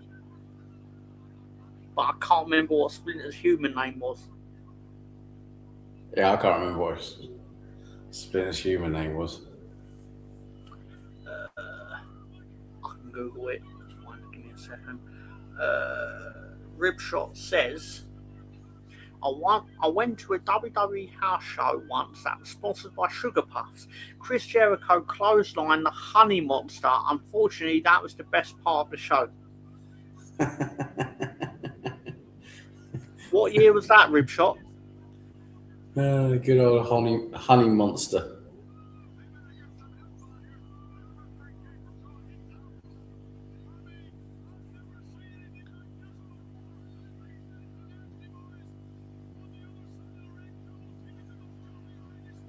I remember going into, I think it was 2015. I totally have it wrong. But I remember when the Big Show battered Roman Reigns on a London taxi. That was on the stage. And everyone cheered because Roman Reigns sucked at the time. I'm going to guess 07. You could be right. Well, you were there, presumably. Why does Ultimate Warrior look naked in this? Yeah, he's got a skin-coloured fucking leotard on. Yeah.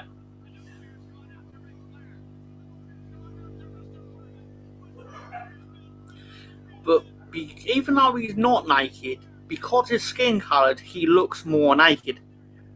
Yeah.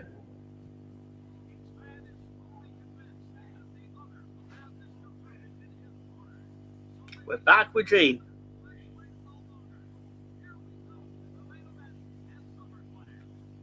Or Barry Evans, as I believe Rosie called him. I've got a 38-second advert, just to make you aware. Okay, I'll pause it. Let me know when you're back. Yeah, as you said last week, you don't get adverts. I'm very jealous. Don't know why. I've got the cheap version of Netflix, so.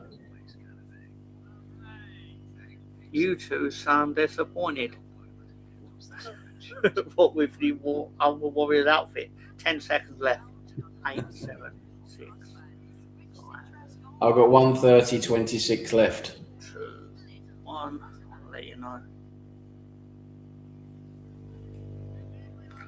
I've got 1:30:37, 36, 32, 38, 27, 26. Right, we're on the same. We've got Bobby Heenan and Vince McMahon are having a chat.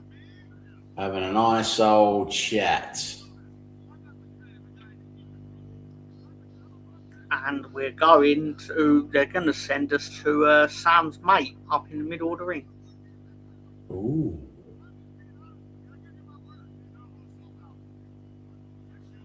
You may be jealous. Sam doesn't have adverts, but remember, he lives in Sweden or something like that, so you're winning.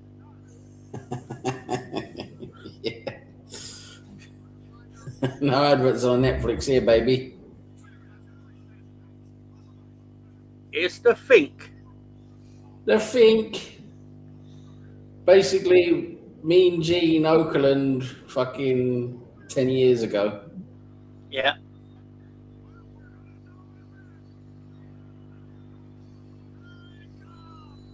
Here comes the challenger. It's the Ultimate Warrior. Try again in a photograph. The Ultimate Warrior while running is a match of its own.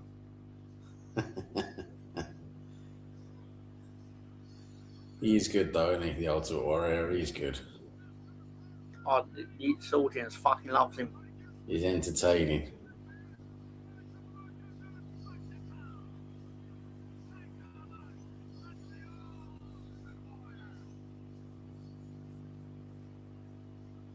The Think looks like my wee toe when I kicked the sofa by accident. Did you put a little moustache on your toe, did you, Rosie?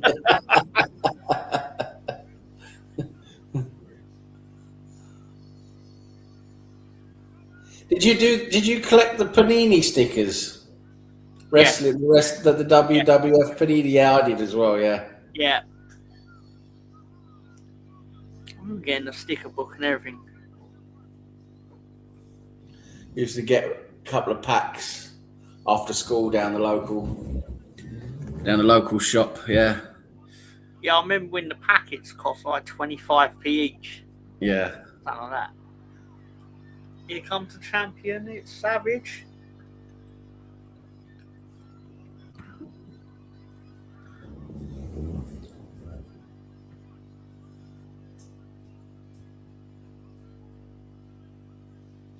Oh yeah. Dig it. You mean your toes don't have a moustache? Little toe moustaches. Why does Randy Savage look like a fruit salad? Good question.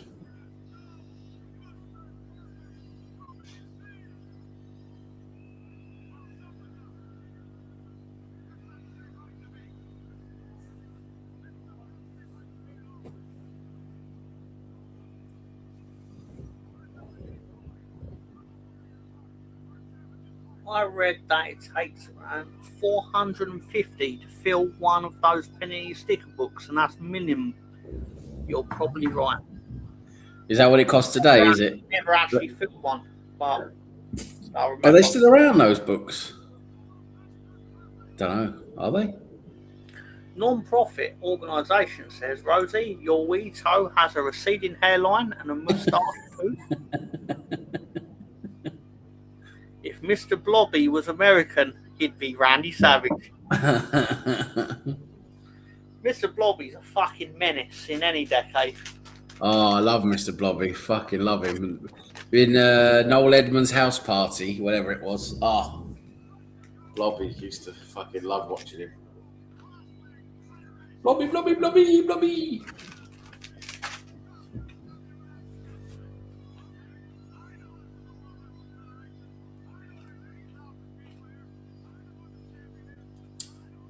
This is a big match, this is.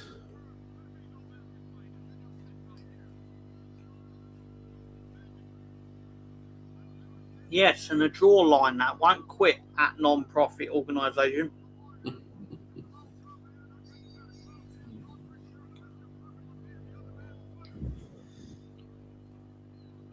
You know what? I'm going to break out my backup. I've got some popcorn. Sweet and salty. So they're both sweet and salty. Sweet and salty. Yeah, so you get that sweet and salt going on. I do believe we get Ultimate Warrior. They're doing their stare down. Ultimate Warrior tries to spell respect, but spells it incorrectly.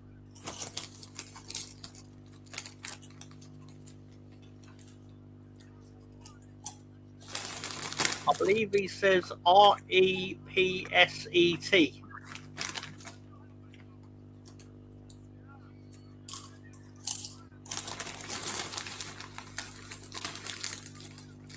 They're underway, baby. They're underway. What an outfit.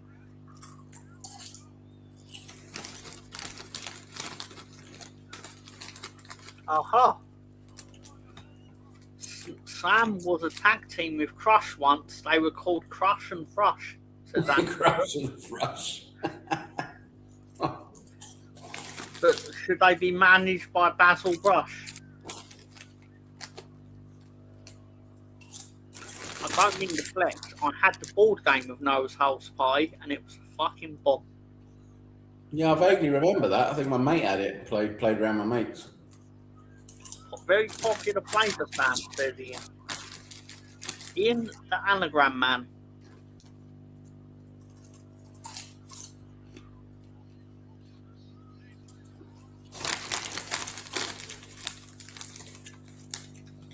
If Weird was a wrestler, what would his name be?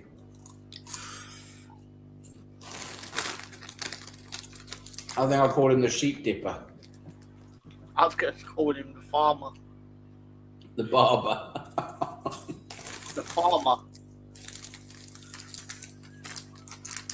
What are we picking? Salted or sweet? Sweet. Gotta go for sweet. But I got both. Got a mixture of both in this.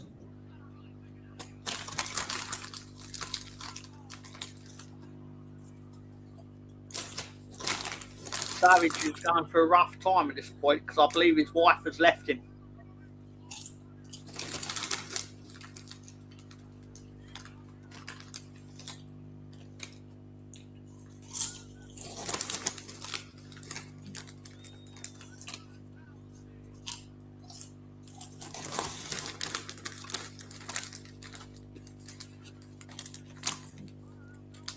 It's become night time there.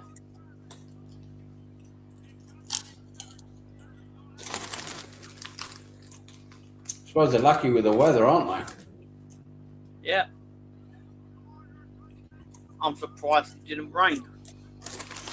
Yeah. What with it being England and all. Exactly.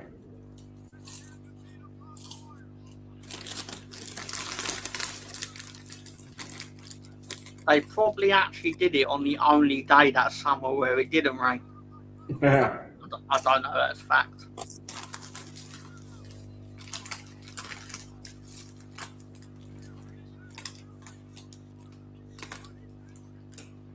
I do believe, though, they never went back to England for a long time purely because, well, in terms of doing these shows, purely because the buy rate didn't do well. Like, even though they aired 2 days after, people weren't interested in it because it wasn't live in America. Well, I suppose for America, it was early for America, wasn't it? But it wasn't live there. They taped it on the Saturday, but they right, aired it on Monday night. Right, so yeah. Because it wasn't live, I suspect that no one was interested. Yeah. Tarak has fell into the Aldi freezer and the store was closed. What's he choosing to drink with his fish cakes, dandelion and burdock?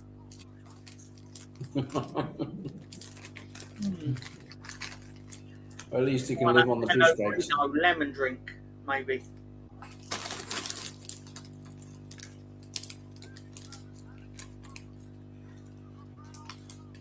Warrior is currently battering Randy Savage in the corner.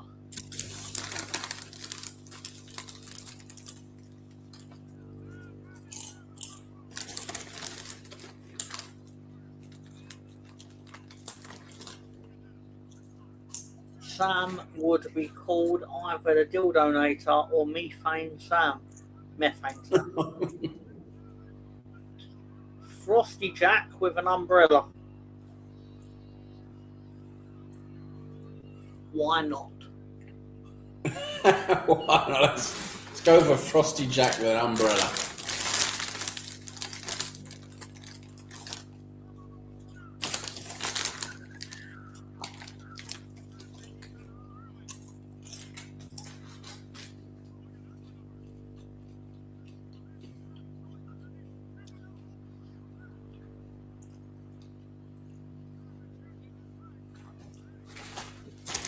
Allegedly, Davey Boy Smith had spent the previous evening doing crack with Hulk. Not Hulk, I meant to say. Hulk weren't there. Davey Boy Smith, the British Bulldog, had spent the previous evening doing crack with Hulk of the Legion of Doom. Hence why neither are in condition to do much.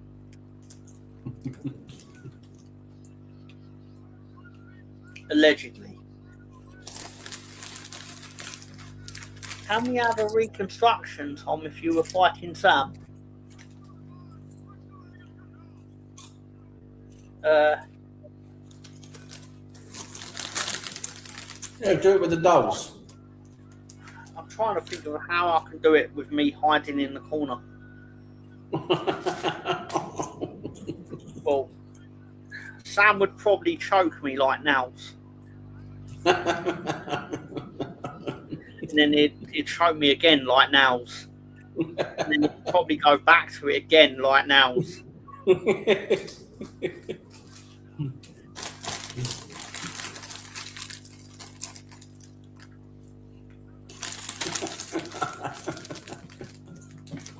Got another question from Annie Herbert. Question, Sam.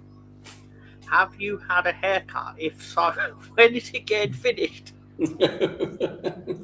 Fucking hell.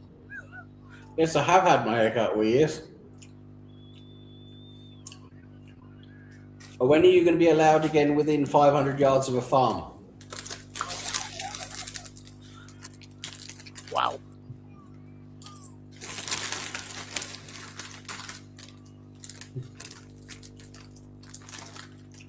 Sam as a biter, you missed that bit. Oh no, you're right. I apologise, Rosie. You'd obviously managed to bite me a bit. For the purpose of this deconstruction, I am Virgil, of course, because I'm obviously black. So, which probably explains why Gary's consistently racist towards me. That's what it is. So, Rosie, an umbrella. That's for connoisseurs. Good word, that, connoisseur. I've now just got the urge to keep choking Virgil because I've got an elf figure.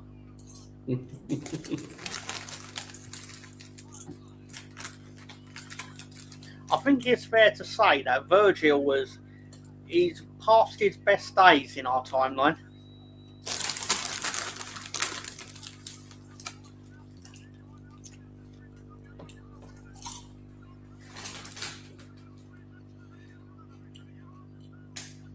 I walked past one today, it fucking stunk, LOL. And Ribshot says, Sam, I saw your Twitter, didn't have me down as such a Trump fan. You haven't fucking seen my Twitter then? Tarek is a connoisseur of the frozen fish aisle, says Rosie.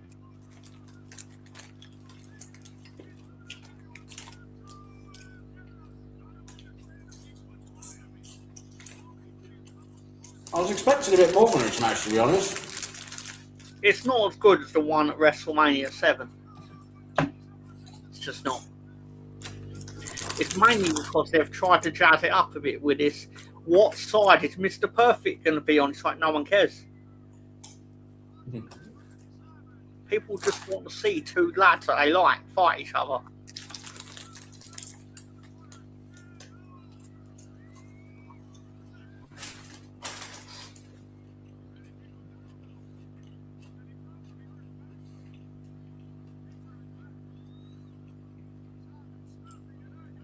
If anyone is watching, of course, visit Ribshot at Ribshot on the YouTube. Sam loves pissing. Sorry, I'm Freudian slip. Sam loves passing wind of all kinds. I love passing a bit of wind.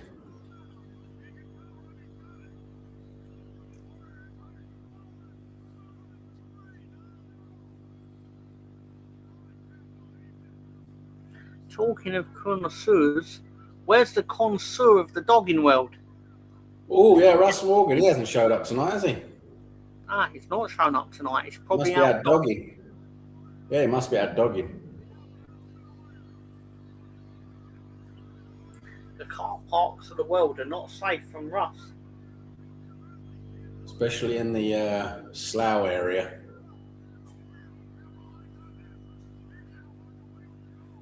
Who is the elusive and mysterious Tarak, a phantom of the night, a name spoken only in small circles? Well, Mr. Non-Profit Organisation, this is Tarak. This gentleman is Tarak. He's a The slap-headed world-famous slag, that's Tarak. what he is. Yeah. You're no problem. You're quite welcome, Ribshot.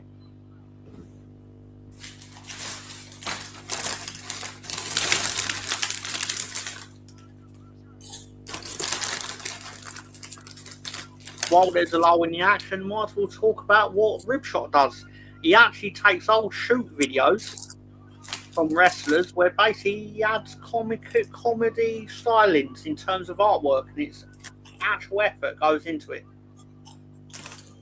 Yeah, Ribshot makes good videos. I've got a new vid with The Undertaker waiting to drop. Ooh.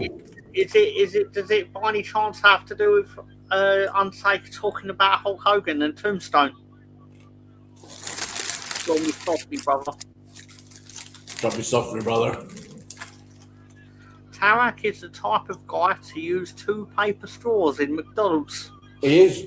Absolutely is. I mean, I would be.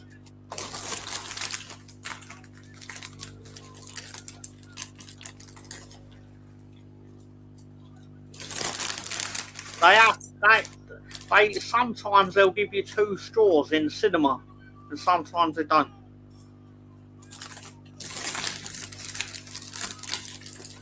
Sad.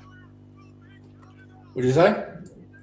Sometimes they give you 2 straws in the cinema. Yeah, they do. I bet you take all of them. Non-profit organisation says, okay. Just saying that he's a real person.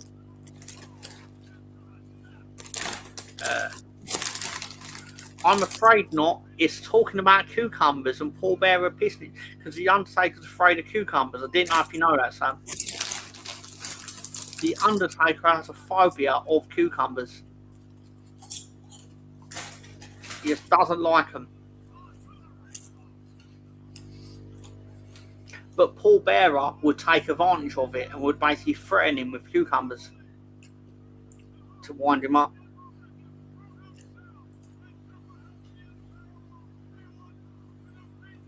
I wouldn't use even one of those abominations. The straws, presumably. Rosie says Tarak is the type of guy to return a goldfish to the pet school because it doesn't do anything. It's a useless pet.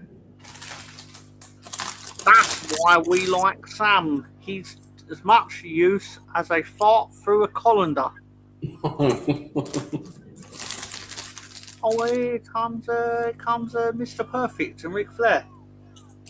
Well, I'm glad to see them because that means we're fairly near the end sequence of the match.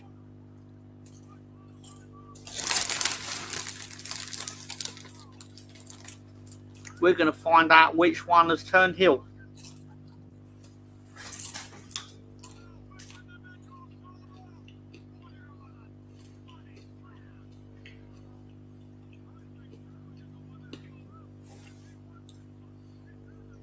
Flair's not even wrestling and he's got his fancy robe.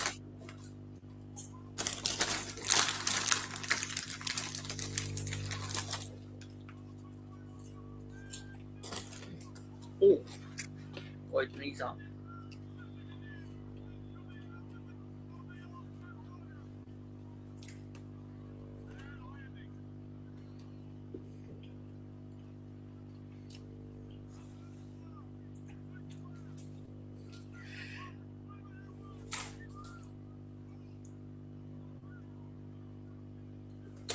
Ooh. They've tried to pin each other like about 10 times now, haven't they? Yeah.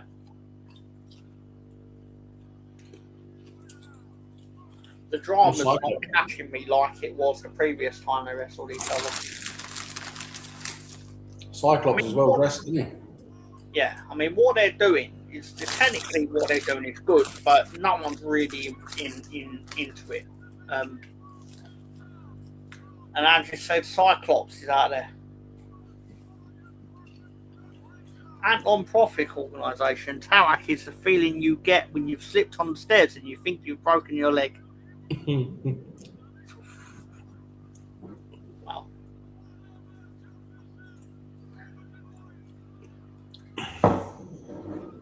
This match lacks Lego ref. There's no Lego ref, and that's why the match has lost a half a star for my liking.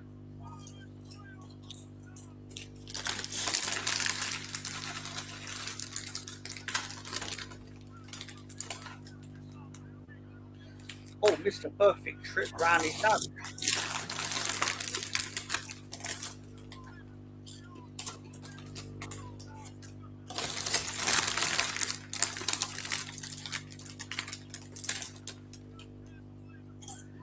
We need a Lego ref, Tom. Just realised it's that a Panda WWF t-shirt you're wearing, Tom? Yes, it is. It's a panda holding a steel chair. Ooh. Because obviously the Pandas defeated the WWF in court.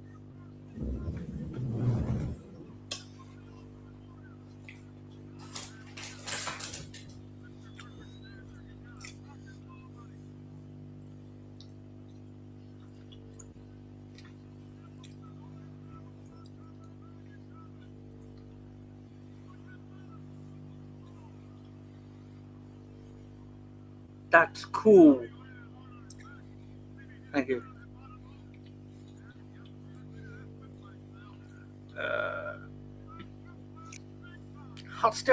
Whenever I look at Mr. Perfect now, I can't look at him properly because without thinking he's Cyclops.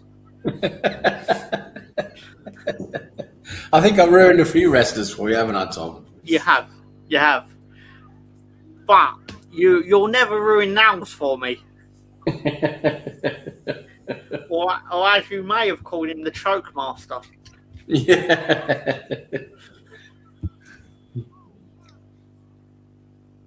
I remember just sitting there thinking, Nels, when are you going to break out some Bret Hart level wrestling moves? And Nels is like, nope, just a choke, mate, just a choke.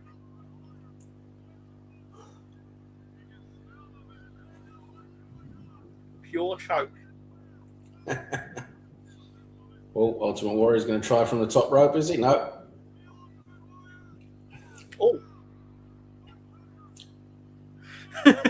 You mean Nazi L?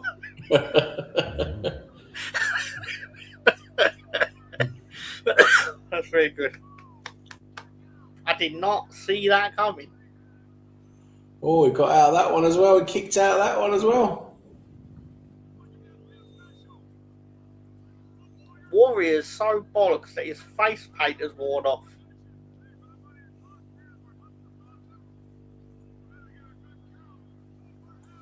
Is he talking to his gods?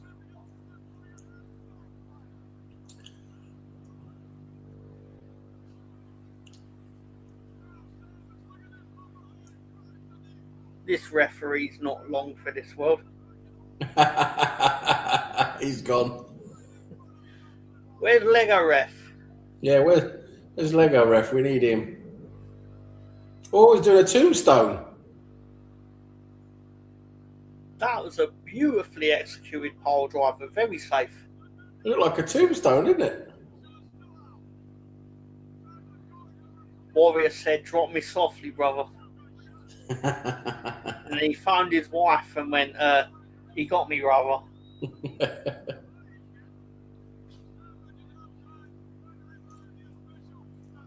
What's Mr. Perfect up to? Sorry, what's Cyclops up to? Oh. Oh, he's got Ric Flair in there punching the Ultimate Warrior.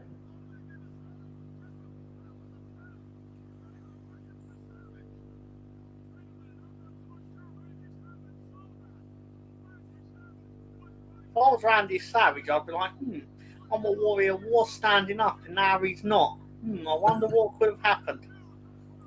I love how he's just basically he's trying to revive the referee. He's like, come on. Get up, buddy.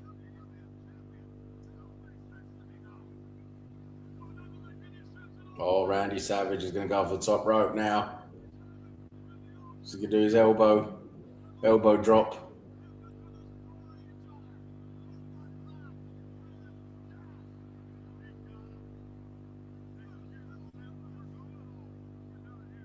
That must be the end of it, surely. Lego ref would have counted him out by now. Yep. That's a poor job for the ref. Oh, he got out. He got out. Mr. Cyclops is immediately over the Flair game. We've got to try more chicanery.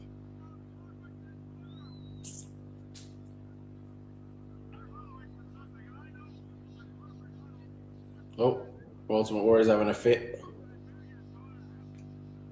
Is he trying to hulk up? He's having an epileptic fit.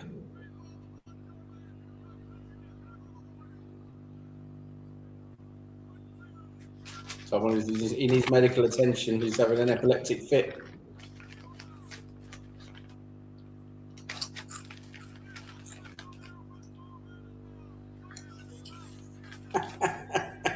Fucking nonsense, honestly. Ultimate Warrior. It's stupid fucking. It's so stupid.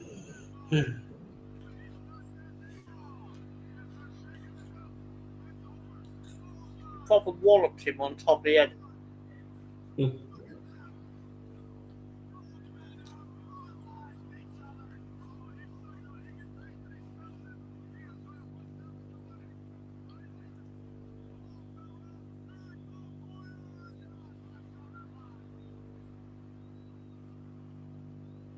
Yeah, I'll tell you what, it's been a pretty good match. This, I must say, the second half of this match really picked up. From the moment that Ric Flair and Cyclops entered the fray, it went up a notch. It did. It's been a good match, this.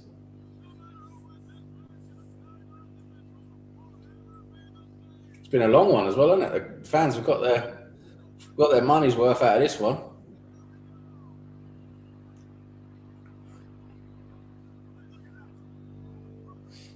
Oh, Mr. Perfect tried to get him out. Ric Flair got him with a chair. Cyclops messed up trying to grab him, so Ric Flair was like, "Nope, I've got this one."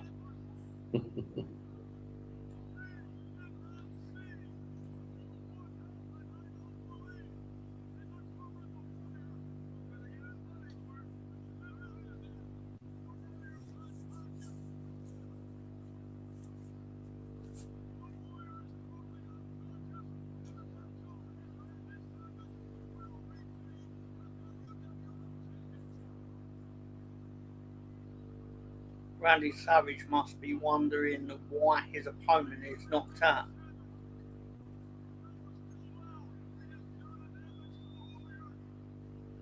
Savage Oh, is really fucking pin him then. What's he doing? What's he fucking standing around for? Get on and pin him. Savage is thinking, Elizabeth.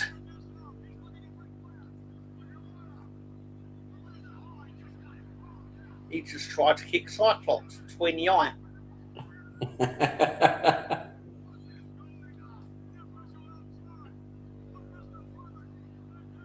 So why won't he pin him then? I think I think he knows that he did knock him out. So what? Who cares? Fucking just pin him. I think up and now he'd pin him. But in 1992, they're both heroes.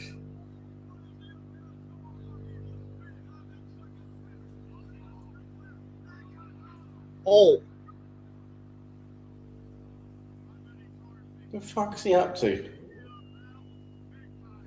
Ric Flair, he tried to jump on Ric Flair, and Ric Flair just walloped him in the leg with the chair.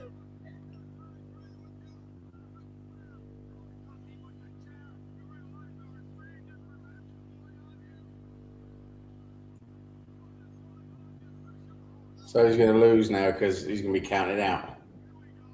Yep, that's exactly what happens. Randy Savage loses by counter, and Ric Flair is basically now just going to try and break Savage's leg, while Cyclops punches him in the head. Stupid fucking Randy Savage jumped out of the ring instead of jumping on Ultimate Warrior. Yep. And you're right, he is stupid, because 2 days after this, on the 1st of September, we get the debut of Razor Ramon, who I don't know if you remember him, but he is a new character. Yeah, Razor Ramon, I remember him. Ric Flair wrestles Randy Savage for the WWF Championship, and Ric Flair pins Randy Savage clean as a sheet. Well, not clean, because obviously they cheated quite a lot, but he pinned him. And Ric Flair wins back the World Championship 2 days after SummerSlam.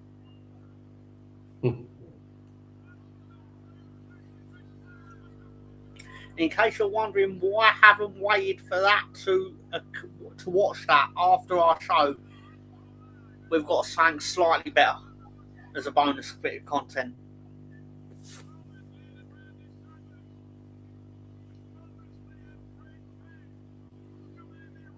Muriel Twat I Raw. Is that the Ultimate Warrior in a anagram? That's very good, Ian.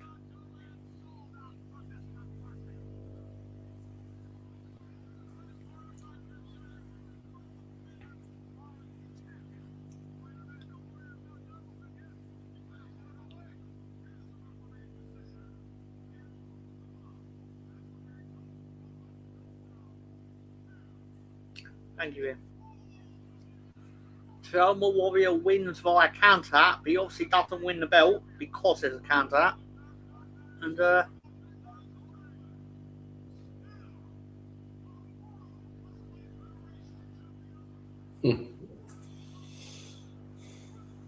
It was a good match, though. Oh, the match, it was good. It wasn't as good as, in my opinion, wasn't as good as WrestleMania, the one they had at WrestleMania 7, which was pretty fucking magical. But it become good once the bullshit started happening. Yeah.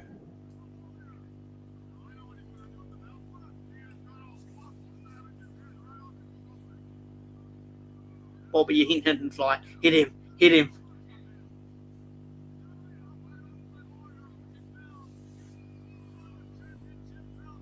Hit him in the head.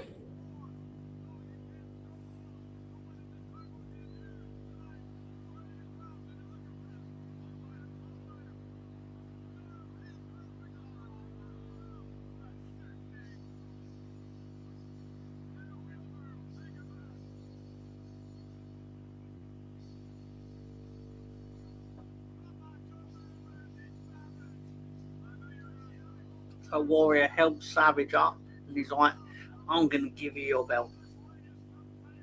Nice bit of sportsmanship there. Yeah, they're going to walk out as mates.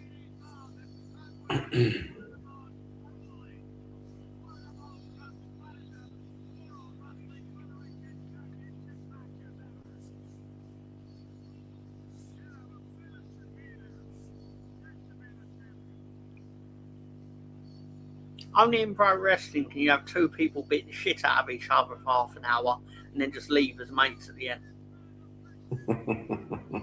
It really It was is. a good match. It was a good match. I enjoyed that.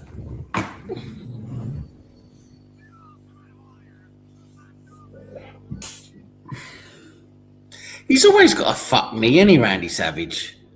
Mm-hmm. Always, isn't he? He's always got some. He's always limping around, isn't he? Yeah. They apparently, when they actually wrestled 2 days after this, they fucked the match up so badly that Vince McMahon made them go back out and redo the match. Wow.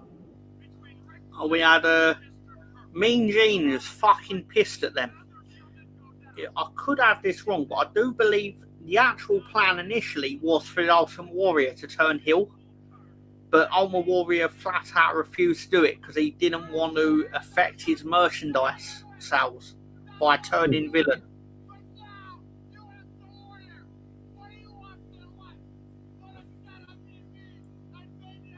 So Vince is like, well, I've already made the match, so we'll just have none of them turn heel. So everyone's upset. Woo!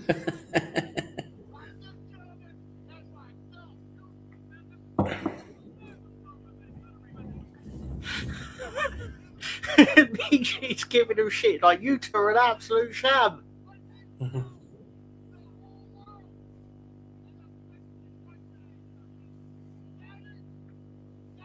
Also, after this match, on the VHS and the live crowd, we had Tonka defeat the Berserker, but it's not on this show. Why didn't they? Well, did they? So basically, they edited a bunch of shit out and just had it on the VHS. Yes. I was able to see it because I had the VHS when I was a kid. So, I know this match happened. But for the benefit of the American audience, it's not on. They don't have it.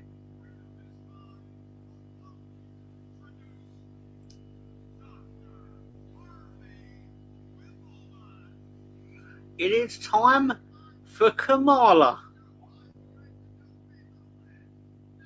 First, they got a Peaky Blinder, though. Yeah.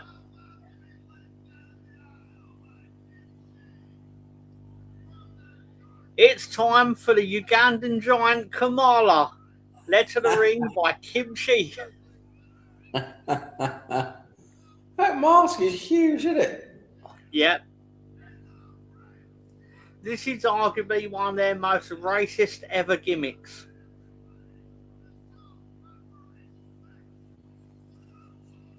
I'll never fucking get over them fucking creating Akeem in the African Dream. That was crazy.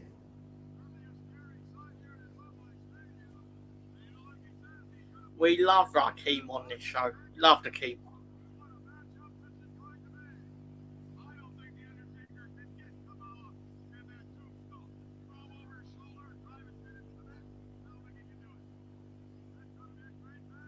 Interesting use of the word giant. He is pretty big, to be fair to him. He's not Undertaker big. Like compared to Harvey Whippleman and Finkel, he's pretty good. I draw the line at making comparisons of these two. Kamala's entire album is on YouTube. I'd be cancelled in seconds. Kamala's got an album. Oh, the Undertaker's entrance is pretty awesome. Yeah, that is awesome. He's come out on a hearse, led by Paul Bearer.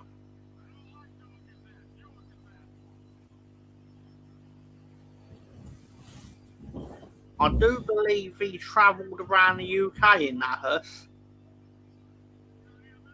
to do like appearances and stuff at the time.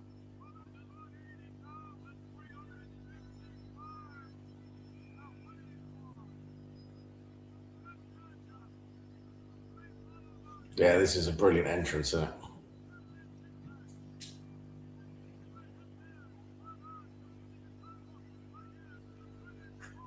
UK Teeth Darren.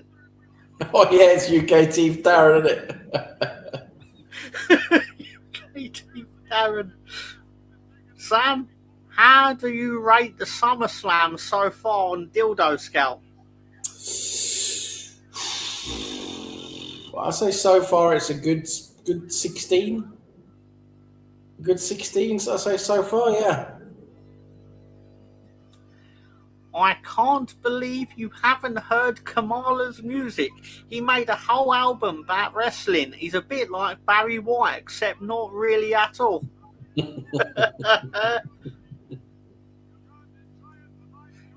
Bellends in the audience. Is that the two? I was thinking of the two that dress up as the Undertaker, but there's a lot of Bellends in the audience, I imagine, because I wanted to go to SummerSlam and I didn't get to, so they're all Bellends.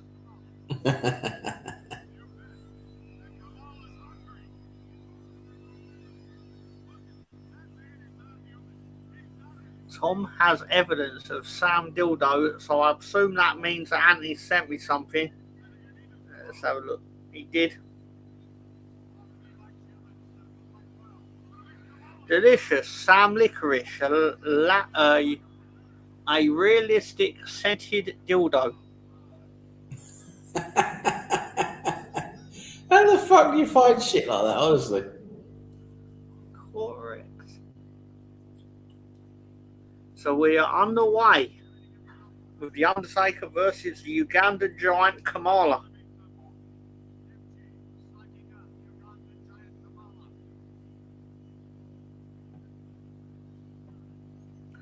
I don't know if he's in this match or a different one, but you say something about the Kamala, to which Vince McMahon goes, "Yeah, if you want to call that living."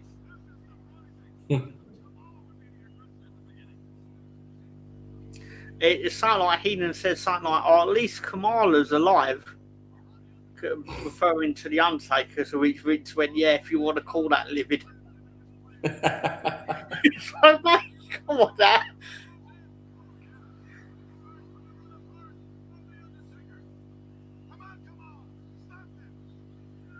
What are Kamala's chances of defeating the Undertaker? I'll say there's more chance of we is not shagging a sheep. Fair enough.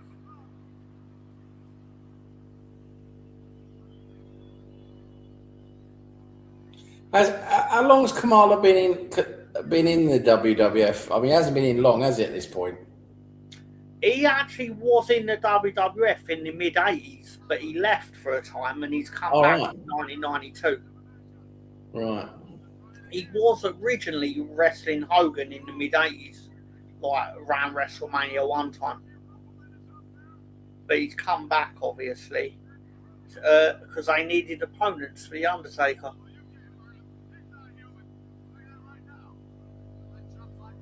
So I believe we're firmly in the era of them bringing in random big fuckers to fight The Undertaker.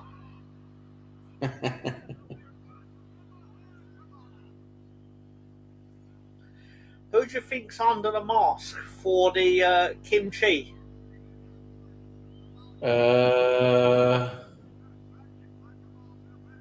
It's not a complete trick question because you've definitely met the guy in terms of this show.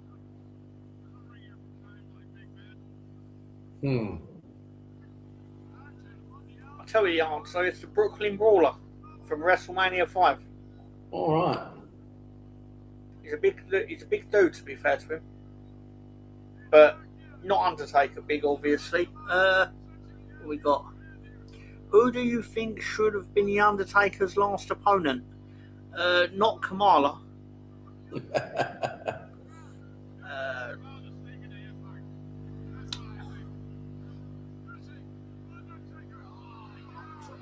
It should have been Bray Wyatt, Fiend, I suppose, Chris. He definitely shouldn't have won his last match, but still.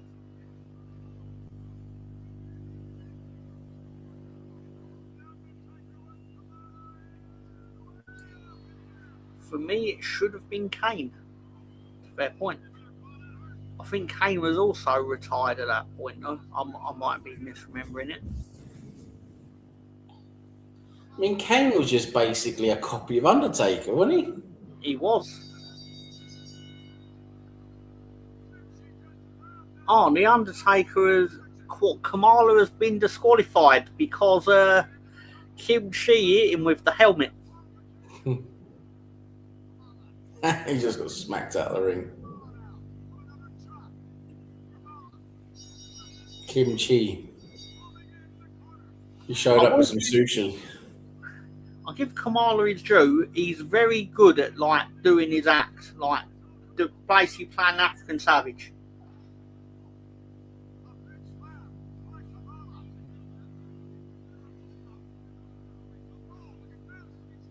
I mean, his splashes are absolute dog shit, but still.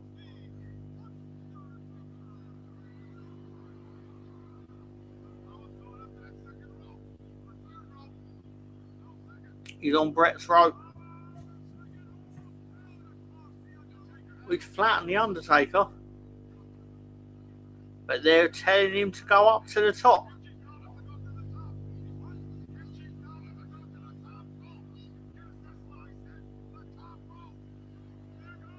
I noticed when he jumps off, he jumps onto his feet and then flops down.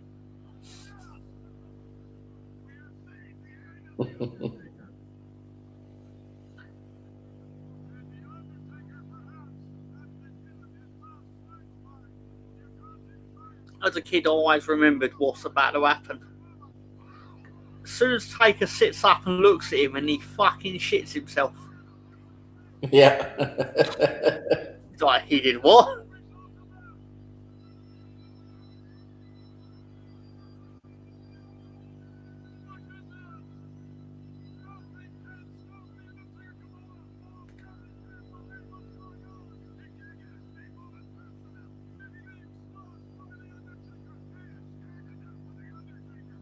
Breaking news, Tiger Woods has been arrested. Yeah, apparently he was in a car accident. I was reading just before going on the show. Rosie said she'd be cancelled in seconds. Poor Kamala.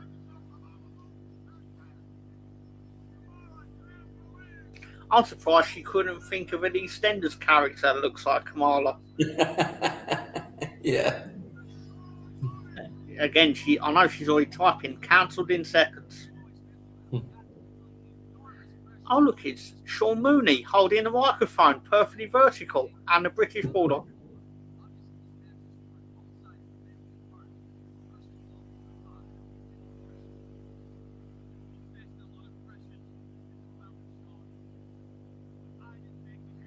The thing they're doing is basically the family are split because this is real. He is Bret Hart's brother-in-law. He's married to Bret Hart's sister. Right.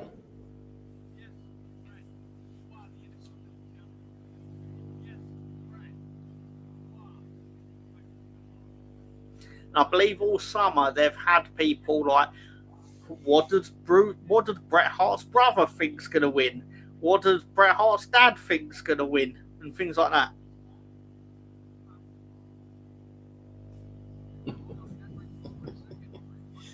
The British bumshin, says Ian. British bumchin.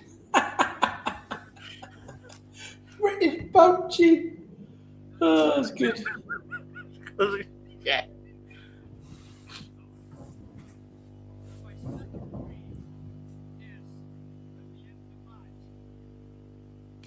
I mean, I'll give him his due. He's holding on quite well for someone that spent the entire previous day doing crack with Hulk. Yeah.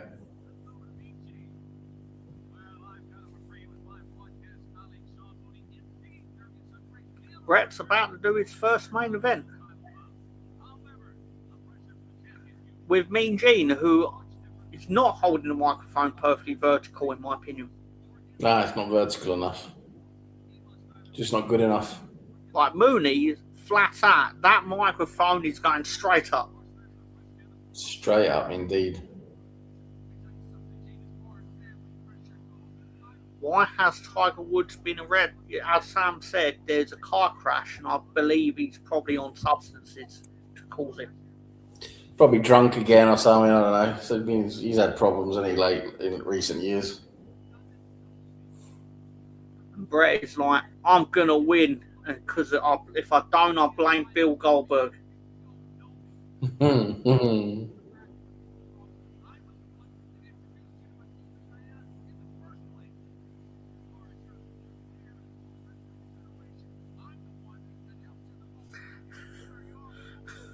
Second last pick looks like Mickey Rourke. What, this one, Rosie?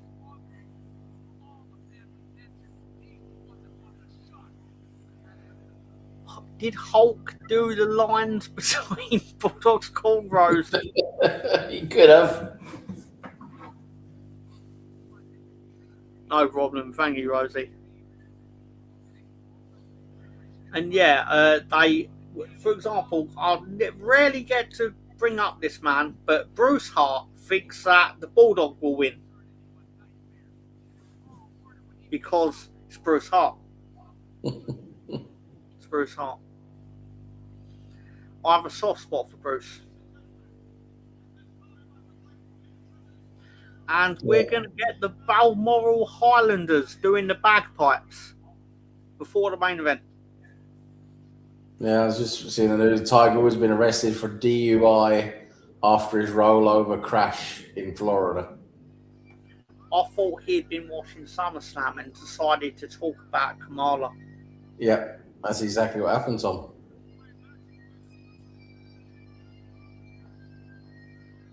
Bruce Hart looks like Sarah Lancashire. Fucking hell. How many Sunday night BBC dramas do you think Bruce Hart's been in?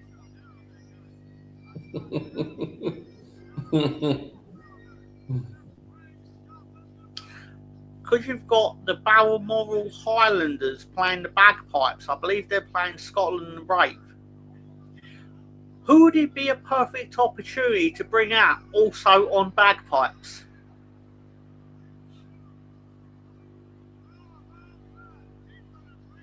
Bad old Eldrick. Is that a British Bulldog? Totally have that wrong. Apologies. He was in Lovejoy, 100%. It is. The Rowdy Roddy Piper is on the bagpipes. Of course he is. He's got no fucking idea what he's doing, though.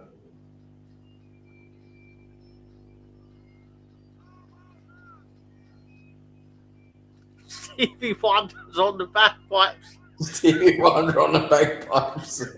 Basically, yeah. Oh my god.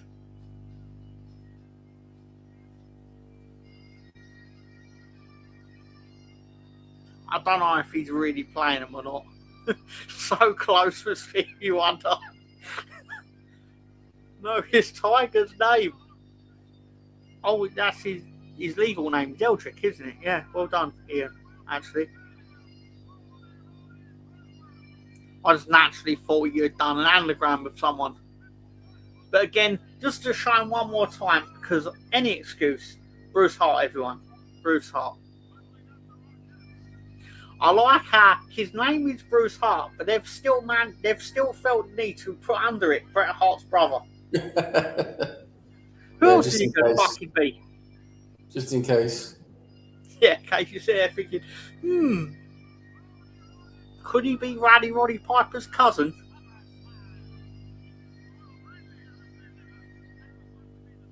That's a new game. Who's on the bagpipes?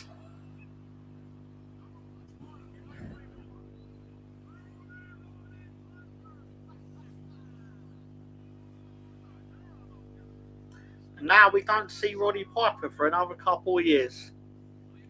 He's out-rodding Rod Stewart. Oh, here we go. We have now got everyone.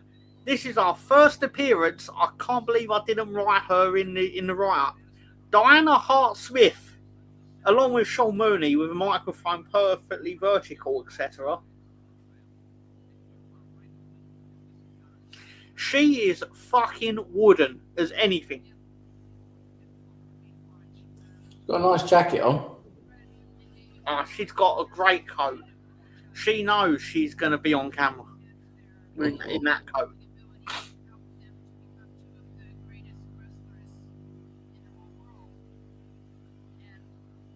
Bret Hart's brother is Sarah Lancashire. You learn something new every day.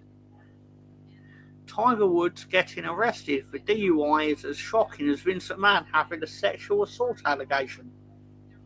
I agree, Chris. But I heard the words Sarah Lancashire, so immediately you have to go back into the file and go, Bruce Hart, everyone. Bruce Hart. And Diana Hart, obviously, because she's looking at Sean Mooney thinking, he's really holding that microphone vertical.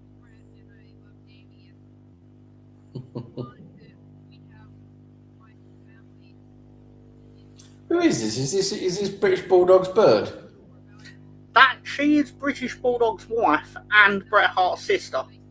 Right. In real life as well? Yes, 100% real. Wow.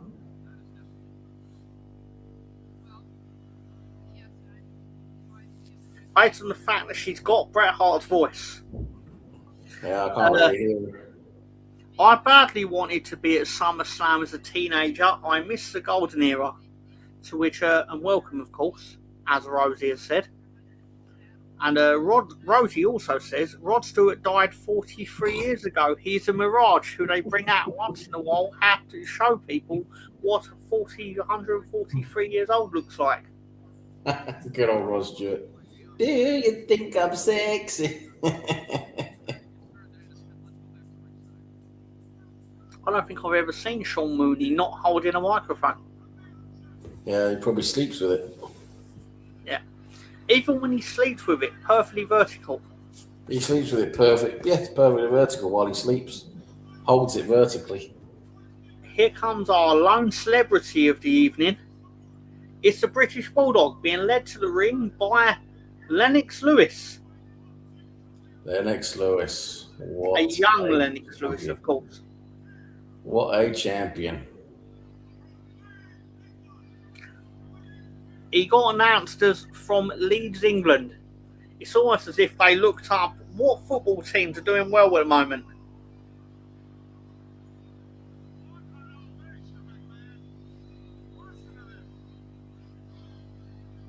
Rod Stewart played the live action Skeletor.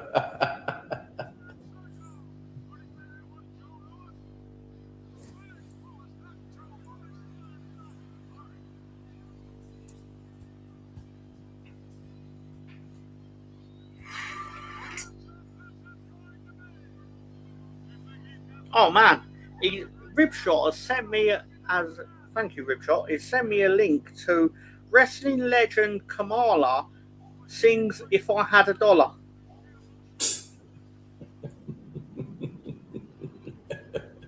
Kamala fucking Timu Barry White. Now I don't know how much of it's true, but probably not a lot of it. But allegedly, Kamala once claimed that he got paid $12,000 for this show, and the Undertaker got $500,000. I don't think that's true. Yeah, I can believe that the Undertaker got paid more money than Kamala, but not to that level of disparity. Yeah. Rod Stewart played the live-action Skeletor.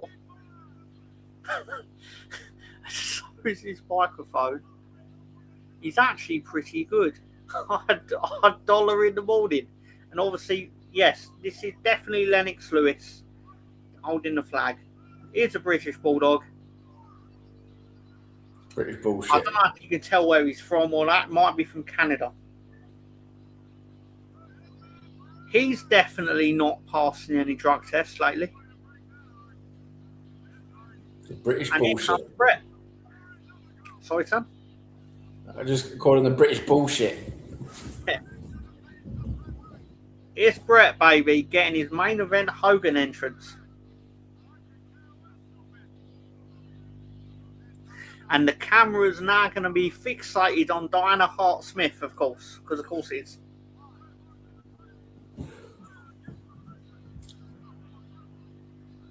If I remember rightly, in America, they promoted this show as it's all about what side will Mr. Perfect be on out of the Ultimate Warrior and the Macho Man. But in the UK, it was basically, forget all that bollocks. You want to see British Bulldog versus Bret, don't you? It's like, yeah, well, yeah, obviously.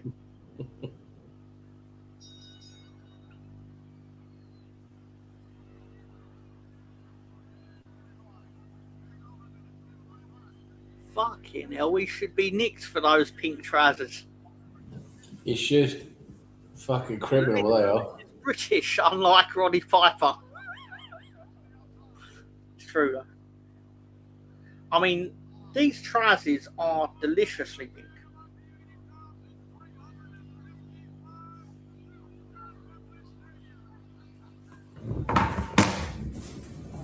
So we're underway in the main event.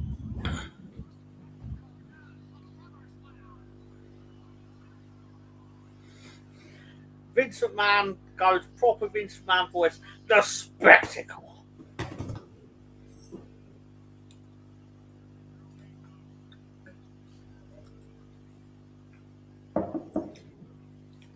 Allegedly, Davey Boy is on a massive hangover from his coke binge with Hulk. Yeah. If you read Bret Hart's autobiography and him talking about this match, you'd think it's a miracle that Davey Boy was actually managing to be in the match. Because Bret Hart talks about it like Davey Boy is dead, basically.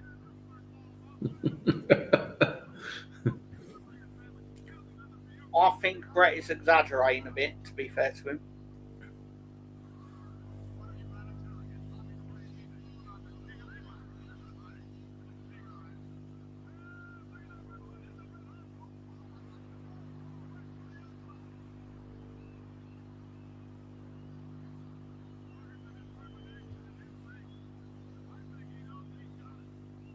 I think Bret has wisely decided that he's going to be the heel for tonight.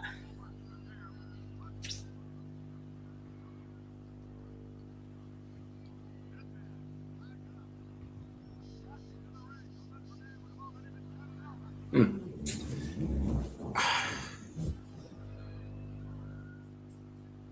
think we all know how this match is going to go, but let's just see how we get there.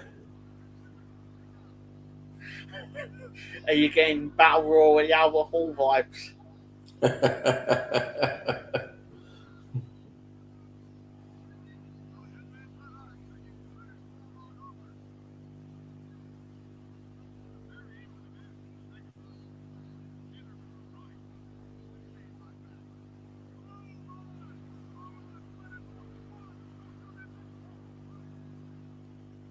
This is definitely the wrestling match that made Vince McMahon think maybe I've got something here with this Bret guy.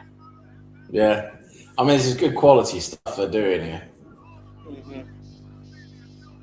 You can tell they've probably been practicing this match for about 4 months or something.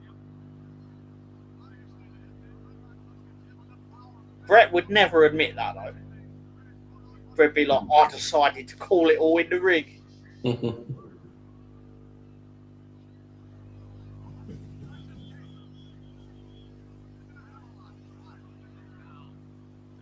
Then chose to represent Canada, as in Lennox Lewis. Rosie says, right, I'm getting an early night. Well done, gents. Brilliant show. See you tomorrow. You won't, because there is no road trip tomorrow. We're taking a break to the international break, I believe. Yeah, there's no road trip tomorrow, but sleep tight, Rosie. Thanks for watching. Of course. Have a good evening. Rosie.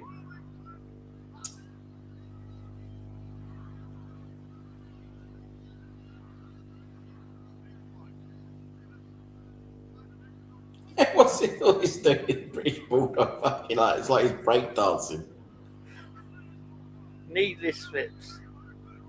My favourite flips in wrestling are the ones where it's like, what are you gaining by doing it other than the fact that it looks cool? Yeah. I must admit though, British Bulldog is a little bit better than what I sort of thought he was.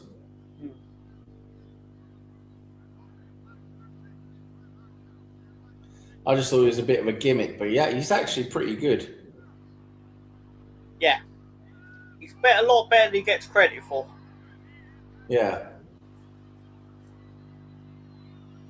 I personally feel he pulls his own weight in this, but obviously it helps that he's in there with an absolute master technician in Bret.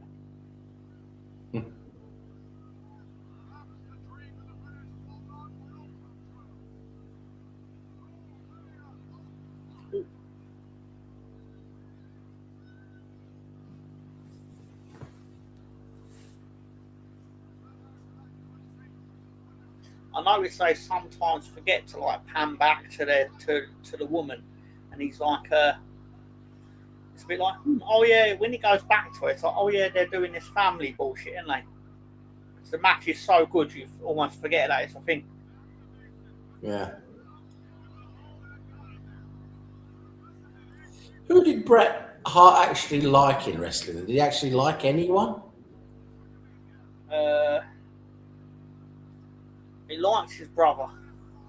Yeah, obviously. It's really not obviously, because there's actual relatives of him that he doesn't like.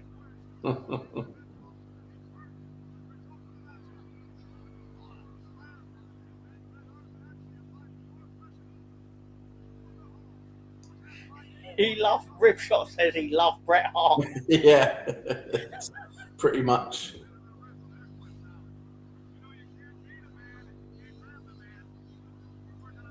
I do believe he liked Davey Boy. He liked Mr. Perfect. That I do know.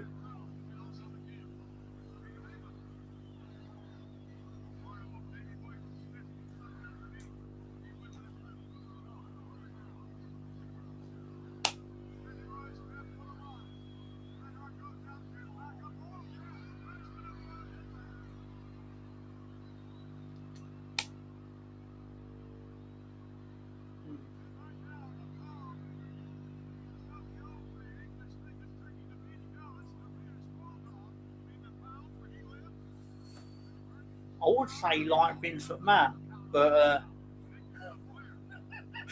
the way he talked about Vince in that Vince documentary was beautiful.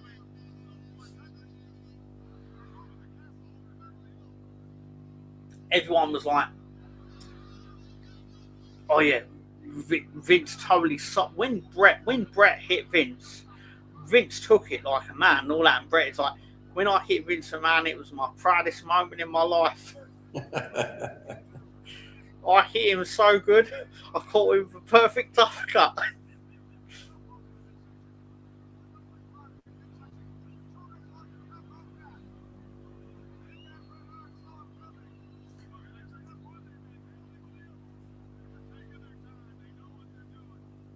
I'll actually try to find the quote from Bret Hart's book about Nels having a chat with Vince McMahon. It's incredible.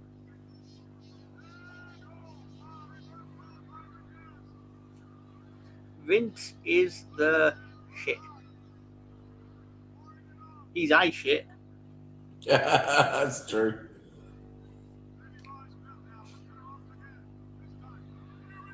He knew what he was doing, though, didn't he?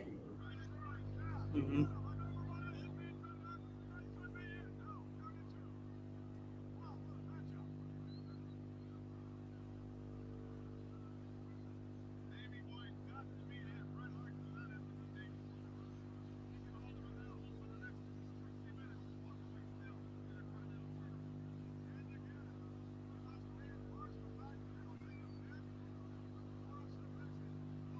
He's like, we've got him, Davey. We've got him in the palm of our hand.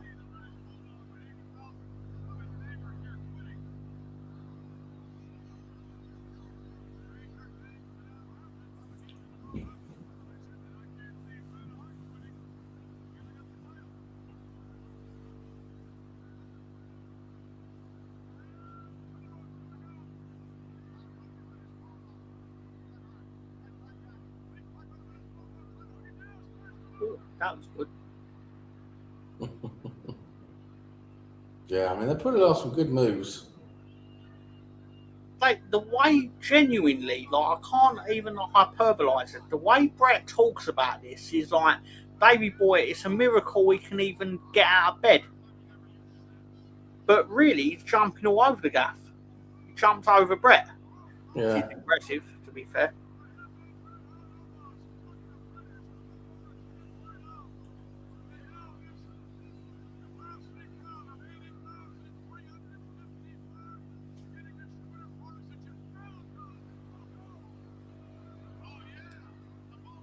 Oh, yeah. We got one of my favourite pun moves in wrestling. We got the Bulldog on the Bulldog. Bulldog on the Bulldog, that's good.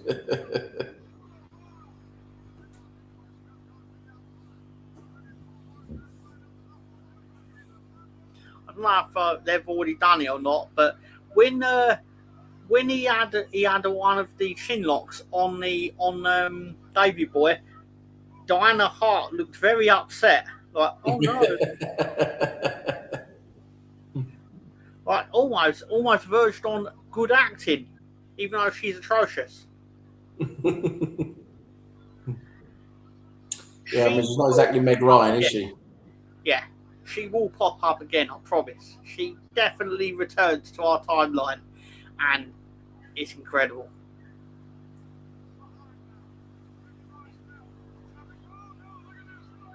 She's not a performer, I'll say that much. Bret's book is great, but the main takeaway is that he was a top shagger, just not with his wife.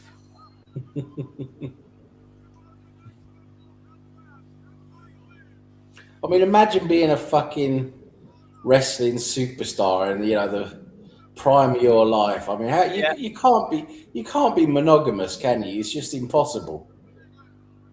That was the thing. That, as Ripshot's correctly saying in his book, the biggest thing you learn in the book is he cheated on his wife constantly. But that was his main vice. Like, he said, like, there were horrible shit happening in wrestling, but the one thing he did say is he didn't treat the women badly in terms of the way he actually treated the women. The only woman that he treated badly was his wife.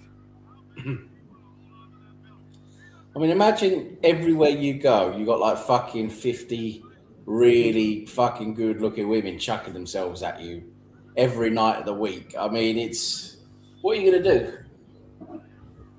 To answer your question, Ripshot, I think the best one I've enjoyed is probably the Bret one. But I like the Mick Foley one, the first one, and the second one. All the others are a bit shit of his. When do we have Mick Foley coming? Oh, Mick Foley will be in our timeline in about 4 years' time. So, that. When we get to 96. Foley didn't cheat, didn't stop him dedicating whole chapters to being super creepy around his female colleagues. Yes. That was actually one of the bigger takeaways, Ripshot, in my opinion, was basically his whole, like, I'm a friend to all the women in the industry. It's like, yeah, that's a bit weird, though.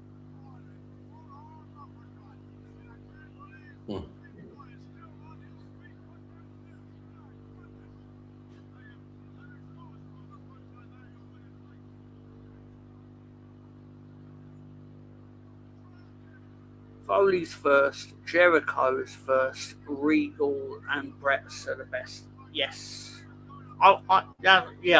I've got Jericho's. I think I've got 3 of his books, but I've read 2 of them. Yeah. Never read the one. But yeah, the worst wrestling book is the Rock's one, because obviously it's not really his. It's ghost written about him, I suppose. Well, it's written in character. Like someone's written it behaving like The Rock. It's pathetic.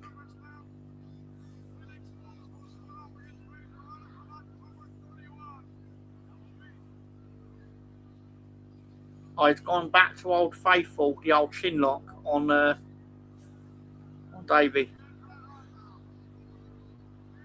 He loves a good old chin lock, doesn't he? Mm.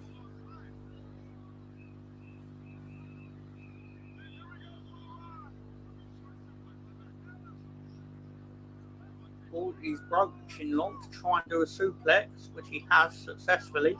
He's back to the chin lock, back to Old Faithful. Davey Boy Smith chin lock. I also really like Austin's and Hogan's first one. Hogan said in his second book that the first one is full of lies. Hogan is just a class A. Well, he's not alive anymore. He was just a class A bullshitter, wasn't he? Yeah. I love the Hogan book for the first one. The second one, where he basically admits that he tried to commit suicide, but he didn't, because he got a phone call from Muhammad Ali's daughter telling him that they were going to host American Gladiators. It is true that they did host American Gladiators, but I don't know if the suicide prevention part was true. Yeah. The Rocks is the only one I could never bring myself to finish. Well, you're the winner in that situation, because I read the whole thing and I wish I hadn't. But as Sam has learned about me, is that even if I think something is awful, I will still complete it. Yeah. You stay away from all the good stuff. Yeah. You go for all the obscure shit. True. It's like, fuck Peaky Blinders. I'll just go for Korean baking competitions. Bob Holly's book is really good too. Great quotes. I was just a young guy making pipes. I can't wait till Bob Holly joins our timeline. He's a character, Sam. Not good, but he's a character. He's like Bret, but shit. He's a shit Bret. Yes, the mentality of like, I'm a locker room leader. I'm an enforcer, and it's like, yeah, but you're everything except of someone who wins.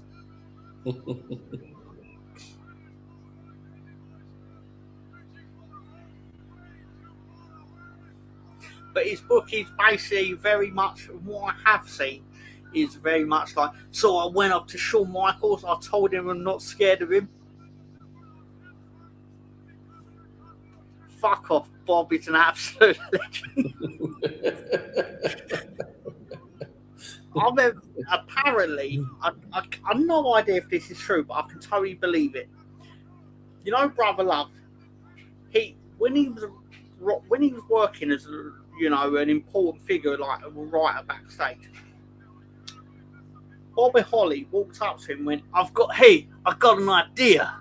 I should be the champion and beat everybody. To which then Bruce Pritchard Brother Love sat there and went, oh yeah, Bob, the problem with that is, what would you then do after you beat everyone? Without missing the beat, Bob Holly turned around and went, I'd beat them all again. Beat them all again. Well, Meg Ryan doesn't look too happy. Yeah, she's almost crying at this point, out of terror that her husband's going to lose. Has she done Sleepless in Seattle yet? At this point, I don't believe she has. I will say though, she should have been a contender for Solid Citizen of the Week, but she ain't beating Sherry. Nah, Sensational Sherry's deserves it. Think about that. No, Ripshot. I'm just saying his book is him saying that he wasn't scared of Shawn Michaels. I know he wasn't. He would have beat the shit out of Shawn Michaels.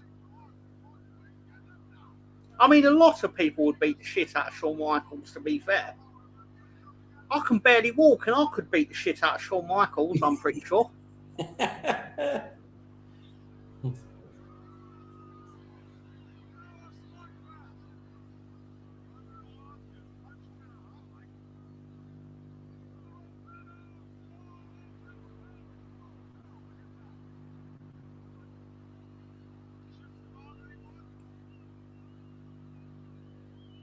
They were probably thinking, I'm really regretting going on that bender with Hulk last night. He looks a bit winded now, doesn't he? But yeah. Bret did well wrapping himself up in all the ropes there.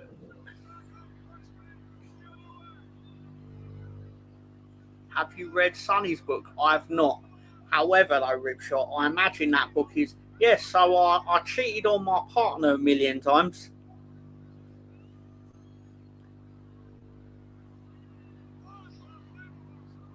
That was a good slam. That was a good slam.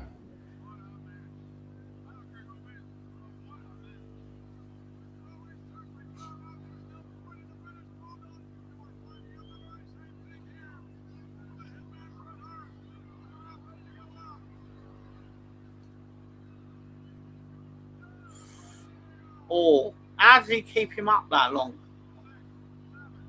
It's good. Very good.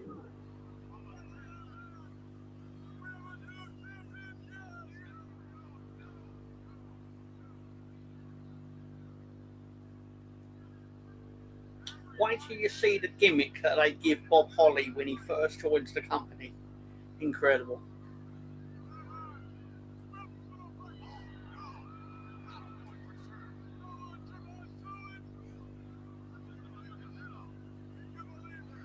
That's what she said.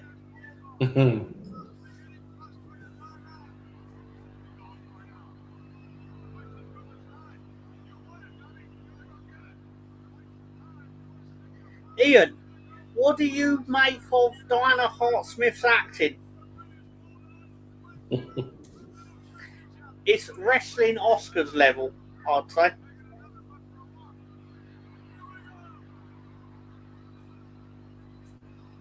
Well, running power slam, he should pin Bret here. Oh, Bret's up.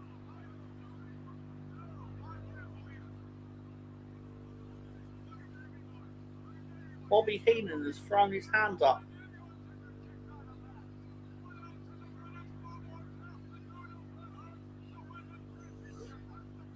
I read Missy Hyatt's book. I imagine Sonny's is similar. I was amazing. Everyone loved me. Now here's a list of wrestlers with tiny dicks that I also happen to not like.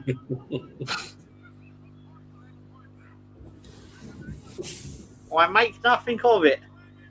That's perfectly fair, Pincushion. Perfectly fair. I imagine it's quite. I was just going to say, I imagine it's quite a small book.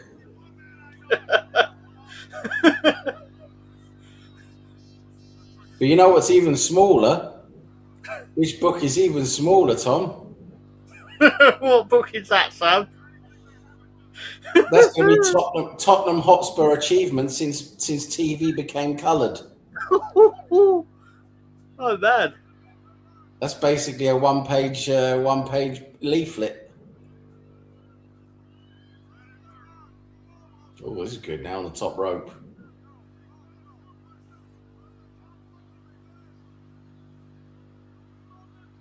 Oh, that's a great move. That is a great move. But he's got out of it again. Bret is getting out of it again. Wow, it's a good match.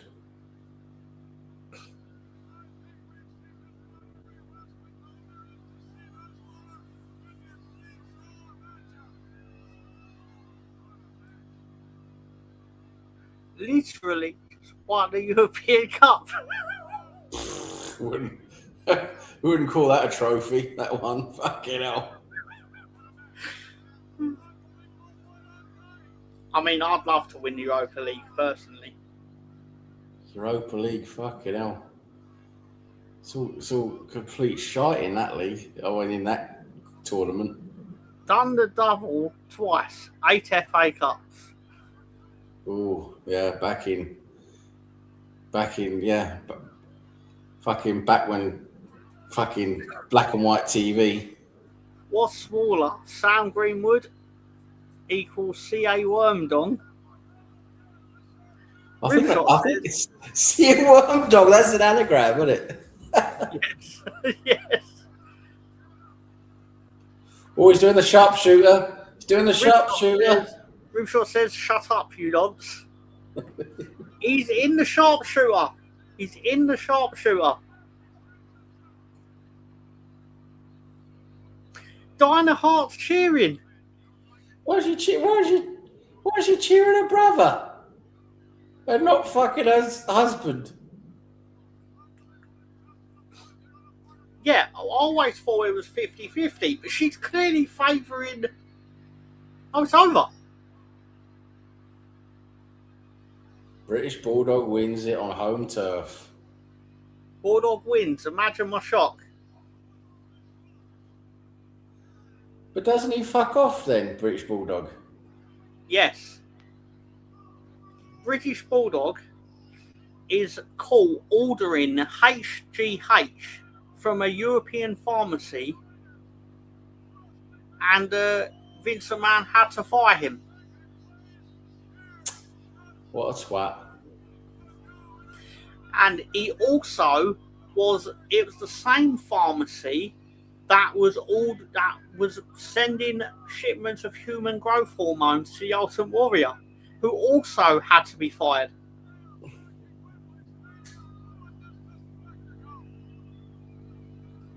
Fucking hell. And Bulldog is holding the belt and he can't believe it. I can very much believe it. So the Ultimate Warrior, is that he never comes back now? That's not true. He does return again. Yeah, I was thinking it because I swore I seen him later on, kind of thing. What an Eldrick.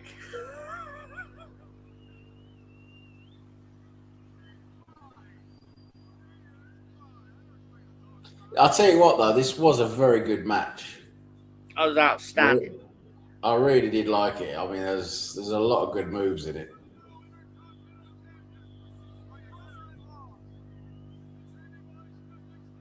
Can the family reunite now that the battle is over?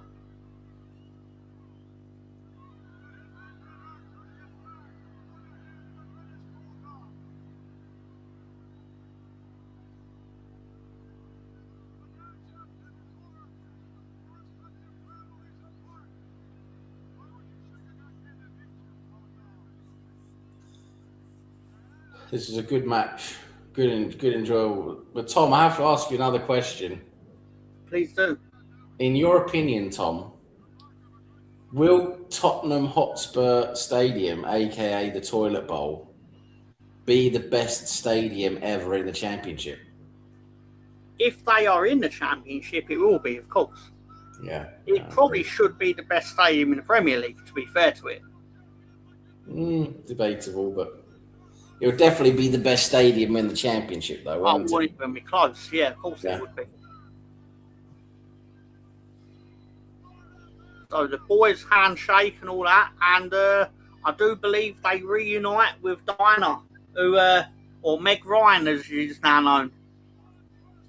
Yeah, and Bret Hart doesn't look happy as usual. Bret is like, I blame Bill Goldberg.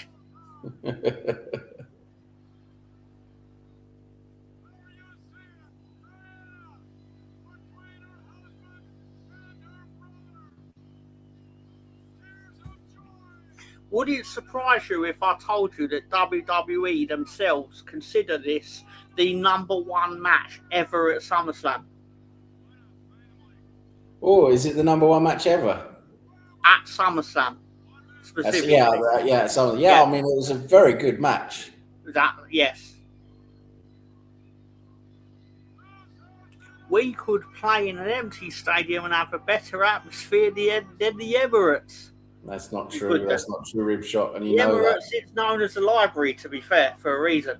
No, not really. Not in the big matches. But I mean, come on, it's Tottenham Hotspur Stadium. It's just shit, isn't it? Oh, we're getting the pyro display. Yeah, they're getting all the fireworks out. Actual fireworks to end the show. What a SummerSlam! And the final shot is going to be Davey celebrating with Lennox Lewis. Yeah, I mean that was a very good main event. Must admit. A very good match indeed it was. It was awesome, in my opinion. Oh, so that is it for SummerSlam. I do have a bonus content, which I do believe we should do, and you'll understand why when we do it. If you wouldn't mind, Sam, heading over to the YouTube.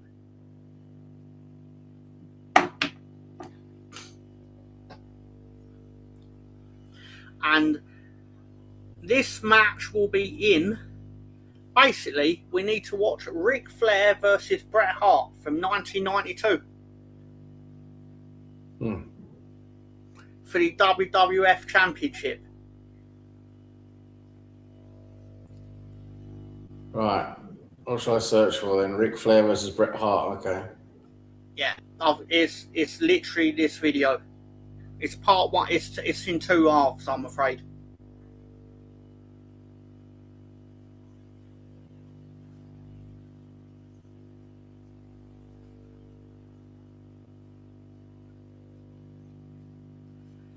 Bret said he had to carry the Bulldog through the match. I don't think that's fair of Bret to say that, personally, because I thought Bulldog was fine. But obviously I won in the match.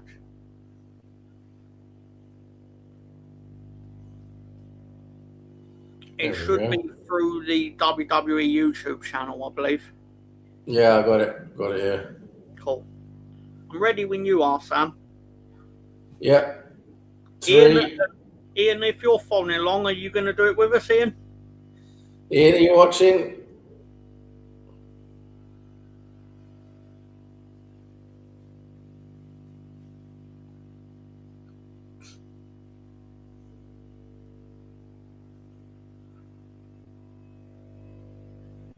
Yeah, I mean, the Bulldog did look a bit puffed out, didn't he, throughout that match? But it was good, though. Right, Ian's ready. 3, 2, 1, go. Ric Flair's hot dogging. All right, go on, ad. How long's your ad, Ian? I've paused it for Ian. I'm on 13 seconds. Yeah, fair enough.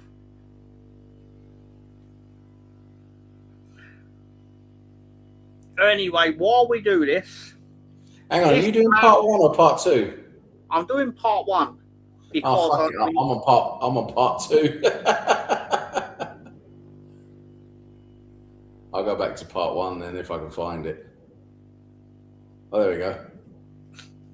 I found it now. I don't know why I got part 2. I'm on ads now as well. Fucking hell. 23 seconds, 22. Fucking adverts.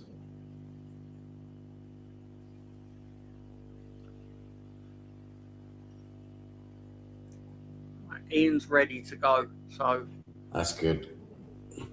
Let us know when you're 5 seconds left. 4, 3, 2, 1. That's it. Off. Cool. We are go. Right, so this is on Monday, October the 12th of 1992. It is at Saskatchewan Place in Saskatchewan, Canada. Is this building, although I couldn't actually find the building from 1992, but it's what is now known as the Sasktel Centre. And I think, Sam, to fill a little bit at the time of this bonus culture corner, let's do a bonus culture corner. Bonus culture corner. A bonus culture corner. So I found myself some clues for... Okay, so on the week of Monday the 12th of October of 1992, what was the United States #1 movie?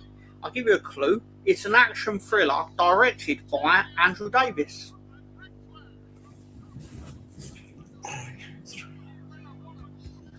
Give me one of the stars. Tommy Lee Jones is in it. And Gary Busey. Ooh. Ooh, ooh, ooh. Is it like Under Siege? No, it's going to be too early, isn't it? No, you're right. It's Under Siege.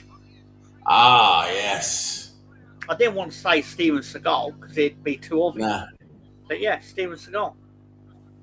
Yeah, it's Under Siege. It's awesome, Under Siege. It's actually the only Steven Seagal movie to actually win an Oscar. But I believe it was for the sound editing or something like that.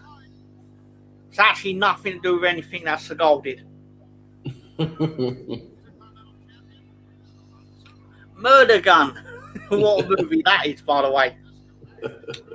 The UK #1 is an action thriller directed by Philip Noyce, which it stars Harrison Ford.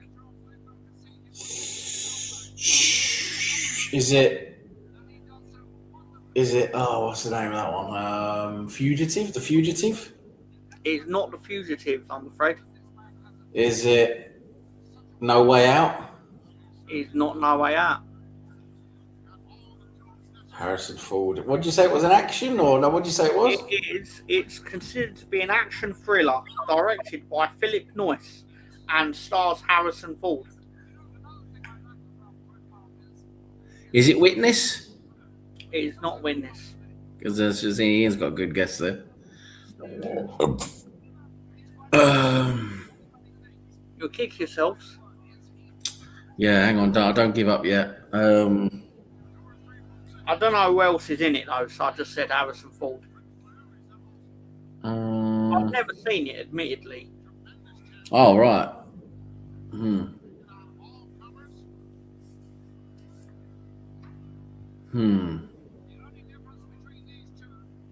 Fucking hell, is it the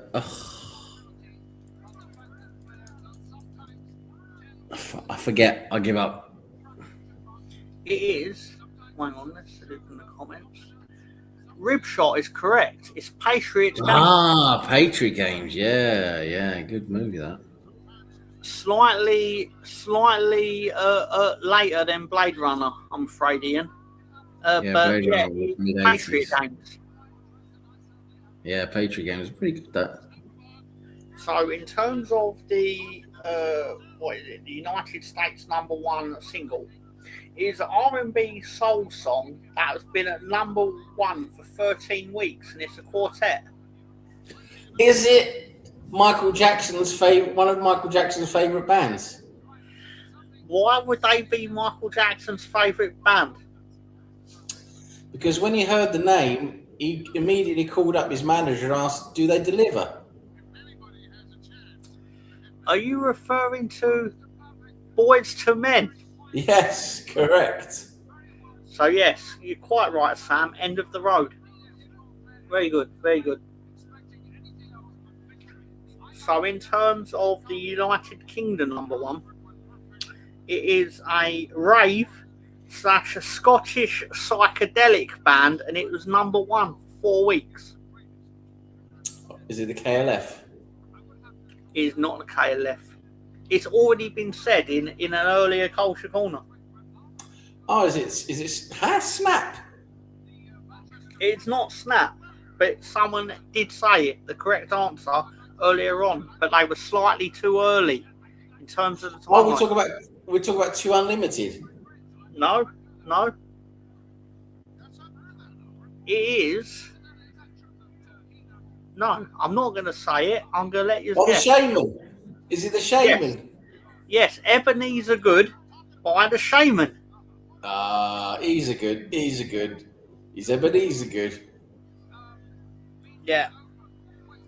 And you know that the name is made up because they're actually trying to say that ecstasy is good. He's a good. Ebenezer Good.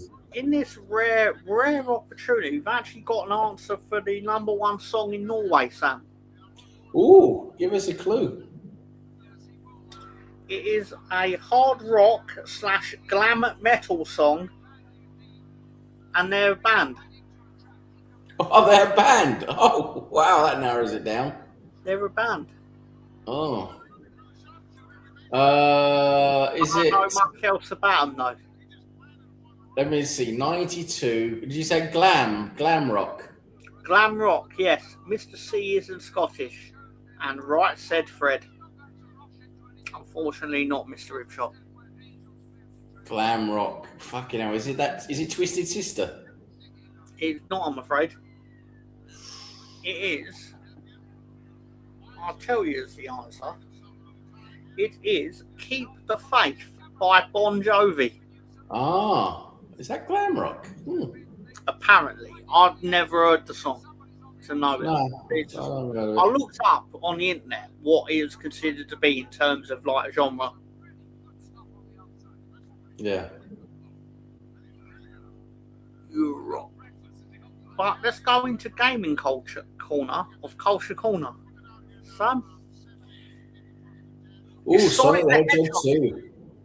Yes. Awesome. Mortal Monday. Awesome. Mortal Kombat. Another great one. Have you ever heard of Night Trap? Rings a bell, but I don't think I played it.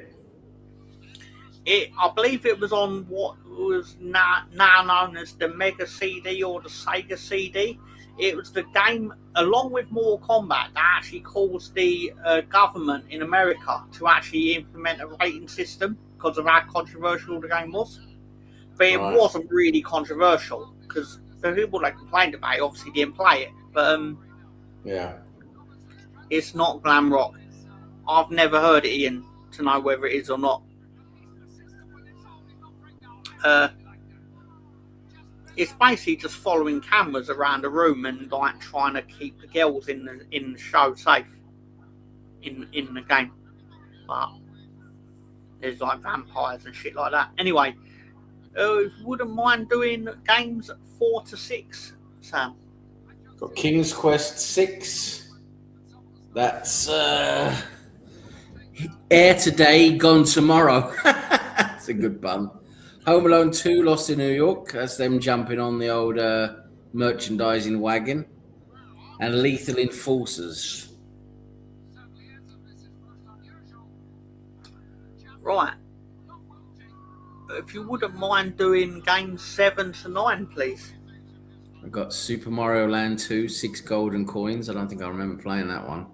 We've got Alien 3. Yeah, I remember that one. That wasn't too good. Then we got Snatcher, CD-ROM-mantic. Yeah, that's when they had the CD-ROM games, the first CD games, wasn't it? Got some more games here. Spider-Man, Return of the Sinister Six. Then we got a classic here. Tenchi-Wo Kurao 2, Sekiheki no Takai. And Felix the Cat. Oh, good old Felix the Cat. Yeah. Alien 3 again. This time on the Genesis instead of the Game Master or whatever it was called. The what came out before the Genesis. Master System. Master System, that was it. Then we've got VR, Virtua Racing, and Shin Megami Tensei. Super Double Dragon, that was a good game. And Final Fantasy Mystic Quest and Biohazard Battle. Couple more. Tom and Jerry. Ooh. Dugyun. That's Russ's favourite game. And then we've got David Crane's Amazing Tennis. Oh, here's Ripshot's favourite game, Barbie Game Girl. And then we've got Master of Darkness, and then we've got Chase HQ 2. I could have it wrong, but I think Master of Darkness was Mickey Mouse. I think it was. I'm sure it's I'm sure Mickey Mouse is in that. I could totally be wrong. I'm not going to find out. Wouldn't mind doing this one, Sam. We've got Truxton 2, and then we've got Rama 1 and 2. Datu. Ganao, Muzabetsu, Kakutu, Ryo. Very good game, that incredible game. And then we've got Battle Clash.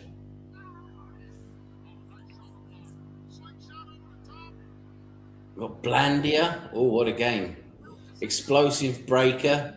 And what does that say? Tengle? Or Tenge? Tengle's Mercenaries. Teagle's Mercenaries, yeah. We've got Menace a 6-game. Oh, Menace a 6-game cartridge. Wow. Desert Breaker and Fighter and Attacker. I think we've hit the end of part 1. Yeah. Let me go over to part 2. Why are they splitting it into 2 parts? I think because at the time, because it was like 15 years ago that they actually uploaded it, so I don't think they actually had the ability to do longer than 10 minutes or something like that. Or okay. whatever. I don't know the real reason. So I'm ready to press play when you are. Yeah, I just got a advert. For the benefit, Ian, for your benefit, it should be this video for part 2. All right, go down. There's 3 seconds left now. Let's see. Right, I'm off. Cool. Right, so we've got a couple more games. Oh, Sky Alert, Block Carnival, and Space Lords. Just 2 Math more. Rescue, Yavada, and Majan Kwenu Majuku Potion. Ian's got an ad, so I'll press pause for your benefit, Ian. Yeah, I'll press pause too. I'm at 24 seconds. What are you on, Sam? I'm just ahead of you. Fair enough.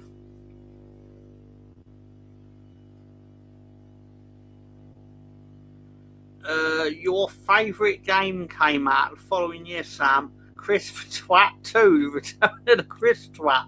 I hear it was a big influence on you, being that you love crisps and you're a proper twat. Haven't heard of that game. Have you finished your ad, Ian?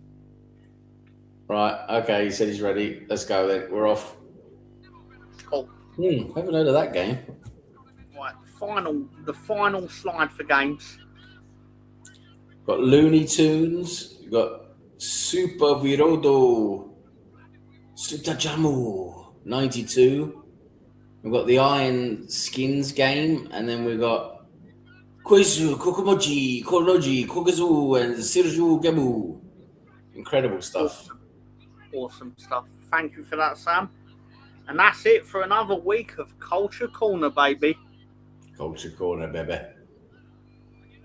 And Ric Flair's out of the ring as he always is. Yeah. And who is, for the benefit of the audience, who is second in Ric Flair in this particular matchup? Who is what? Did you say? Who is his second? Who is his Cyclops. Cyclops is Ric Flair's second, yeah. Thank you, sir. Cyclops. Yeah. Pure Cyclops. So, what did you make of SummerSlam 92 in general, Sam? I thought overall it was a good event. Love seeing it at Wembley, the old stadium and all that. But yeah, I mean, obviously the two standout matches were Randy Savage against the Ultimate Warrior. That was good entertainment. But the absolute best was the main event between Bret Hart and British Bulldog. That was really good. That was a really good match. Yeah, I suspected you'd like those 2 matches in particular. Yeah, I mean, I liked watching The Undertaker, but I mean, to be honest, him against Kamala wasn't really a big thing, was it? I mean, Undertaker was, he sort of, he got rid of him quite quickly, didn't he? But yeah, I mean, in terms of the entrance in it with the hearse. Yeah, I scared him off after like 5 minutes. But I mean, in the end, though, I mean, you got to say, entertainment value. It's got to be the two main events, basically. And say hello to Mr. Arsenal Podcast. How you doing, Ryan? Good to see you. Evening, Ryan. How you doing? Let's take a look at the football scores because I have no idea what happened at Wembley. Ironically, that they were at Wembley tonight, and we were watching Wembley, but not the football at Wembley. I ended up being a tie. I saw England were 1-0 up quite late in the game. Yeah, Ben White scored. Who scored for? Ben White, and then Federico Valverde scored a penalty in the 94th minute. We ain't 94th anymore, is it? It's 90 plus 4. So I mean, what team was that again? I forget who they played against now. Uruguay. Marcelo Bielsa's Uruguay. Oh, Uruguay, right, okay. Recovering from a bore fest, says Ryan. And, the England game. I love the Spuds and the Plasters rivalry.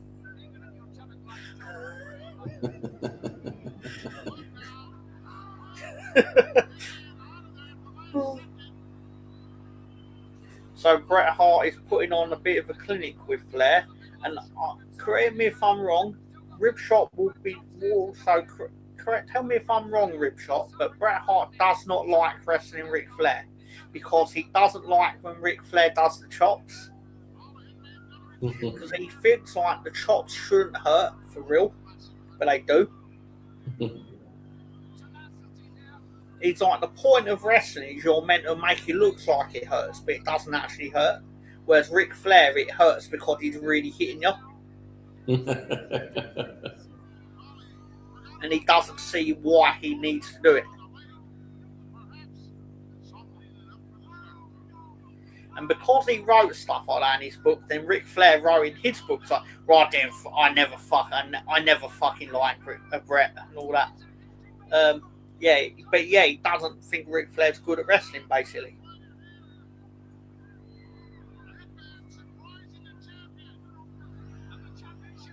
I mean, he's wrong, but I can see his point on some of it. Because if you've seen one Ric Flair match, you've seen them all, basically. Yeah, he does the same. He just does the same shit on repeat, doesn't he? I mean, the shit he does is fucking great. But again, once you've seen it one time, you might as well have seen it every time. Bret over Flair any day. Bret is light years better than Flair.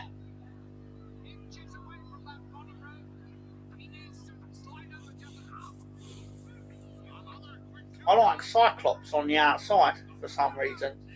I can't not see him as Cyclops. Fucking Cyclops with his stupid fucking jacket. You can tell that's his WrestleMania jacket, and he's like, I had this specially made for WrestleMania. I'm gonna wear it every fucking time that I can.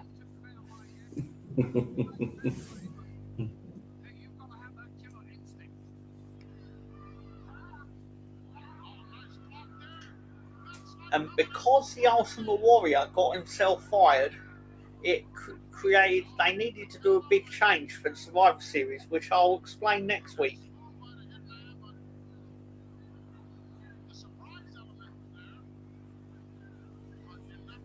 Because they obviously wanted to do Randy Savage and the Ultimate Warrior as a team, and they obviously had to pivot to something else. Pink Cushion says he's modelled himself on Jimmy Savile's wrestling, and look. Now then.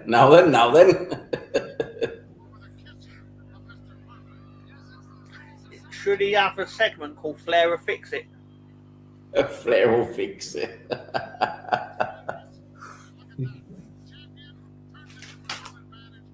I still think they should have they should have done a segment where him and Elizabeth actually hung out with a horse.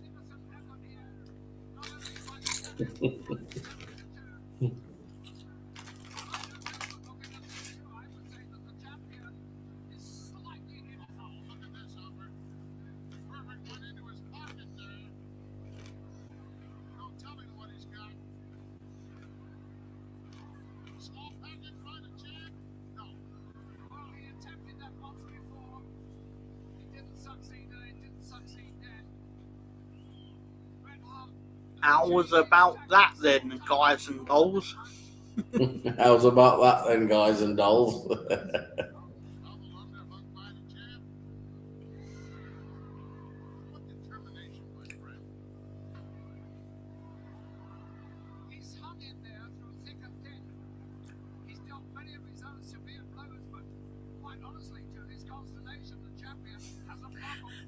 People say bad things about Savile, fair enough, I suppose.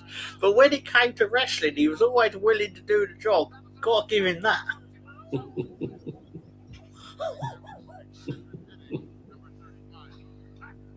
Fucking hell.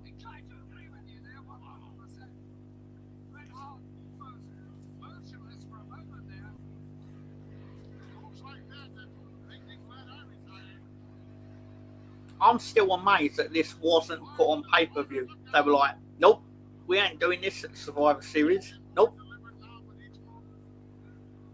Another clean kick out this time by Bret Hart. He's actually weakening. The signs are there. The champion's got him now. The momentum has completely... Vince is like, I need my champions to not be on steroids. Yeah. It makes sense, doesn't it?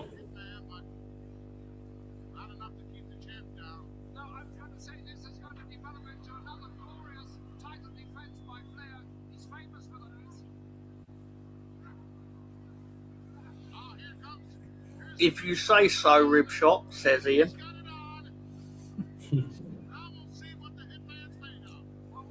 I wonder if Ribshot or Ian have ever wrestled Jimmy Savile. If you were going to wrestle Jimmy Savile, how would you go about such a task? Oh, I'll definitely give him a tombstone. Would you drop him softly, brother? Drop him softly, brother. Right, I'm on an advert. Fucking hell. I'll press pause. I'm on 10:08, so we've got about 8 minutes of the video left.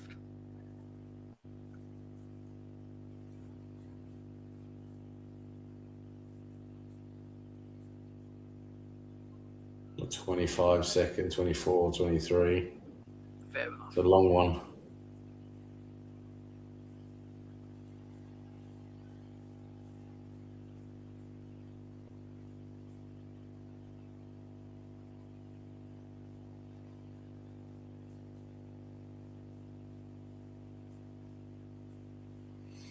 Three, two, one. What did you say he was on, Tom? I'm on 10:08. I'm just behind you. Hang on, I'll just. No, I'll press pause. Let me know when you're on 10:13. Right. I'm on 10:13 now. Cool. I've got Bret Hart is in a figure 4 leg lock and he's writhing around in pain. And Yep. Ric Flair is like, yeah, brother, I can't wait to chop you again. Woo! Woo! Cyclops is having a word. I've got to look over at Cyclops. Because I imagine Cyclops is bitter about the last time he wrestled because he lost to Bret Hart. Yeah, it's gotta hurt. It's gotta hurt, man.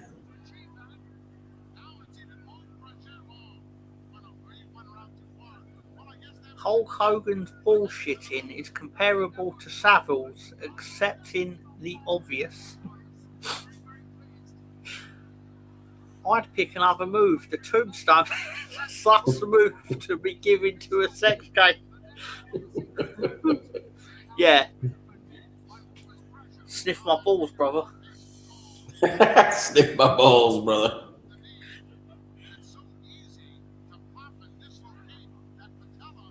Ric Flair's just like he's just an annoying cunt, isn't he?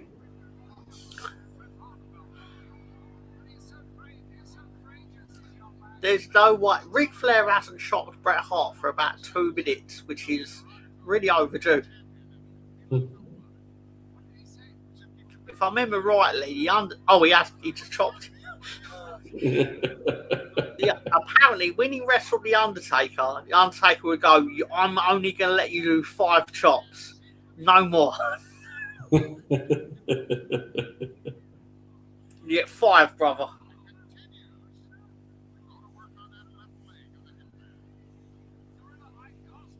Hulk Hogan would be the opposite. Hulk Hogan would be like, you could shot me a million times, but I'm still going to win. Not a very good chance at the moment. He's suffering very badly, but he's actually still in there. Now, Flair has belabored other opponents like this, and they haven't had as much time in the ring with him. Complete truth, Alfred. And the hitman favoring that left leg very strongly. However, he was able to put a little bit away there. It's a shame we never got Bret Hart versus Murderer. Jim I'm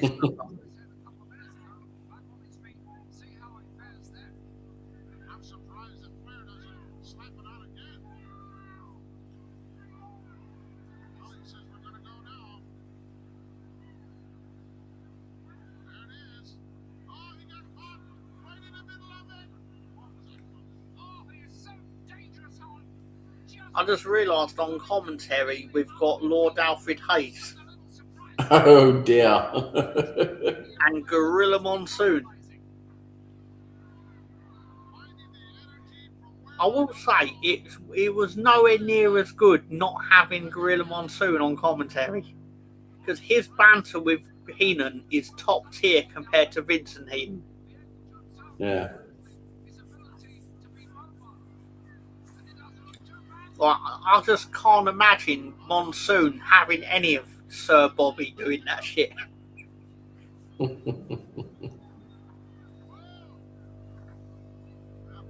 I'm Sir Bobby. Will you stop?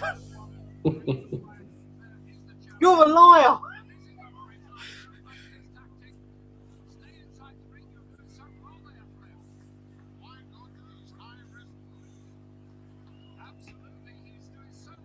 Ric Flair's gone to the top rope. I wonder how this is going to end for him.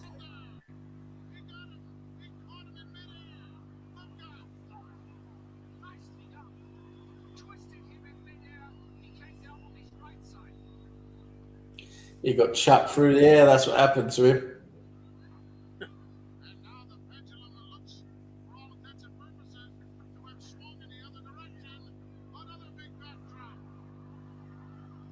And again, that open twist put into it. Ooh, elbow. Oh no, it kicked out. So close indeed. What happened to Flair?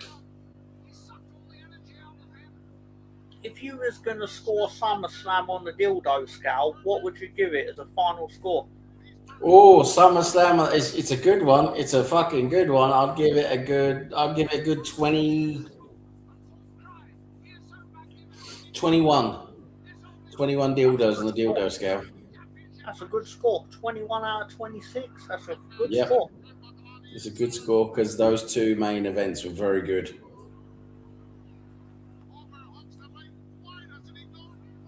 What would you say was the worst match of SummerSlam 92? Well, there's a couple I can't even fucking remember.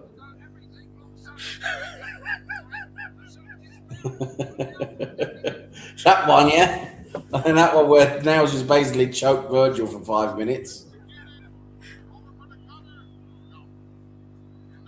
I like how they gave Big Boss Man the night off, basically, to Yeah. save him from a choking. Obviously doing a lot of damage and taking a lot of heart out of the champion. I think so, demoralizing him. But can you do that to a man? Big Usher says Kamala. One of my favourite bits of the entire show was Rosie basically saying, I'm not saying anything about Kamala because I'm going to get myself cancelled. Yeah, just like no comment. And Ian immediately going, I would have called him the Ugandan giant for sure.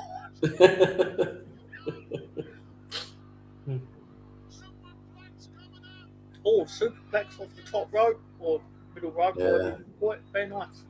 Good move. And Bret means business because he's pulled the straps down.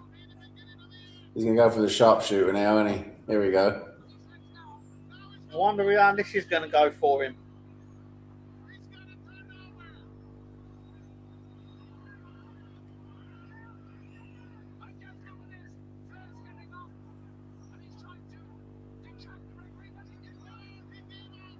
So I done it. You submitted.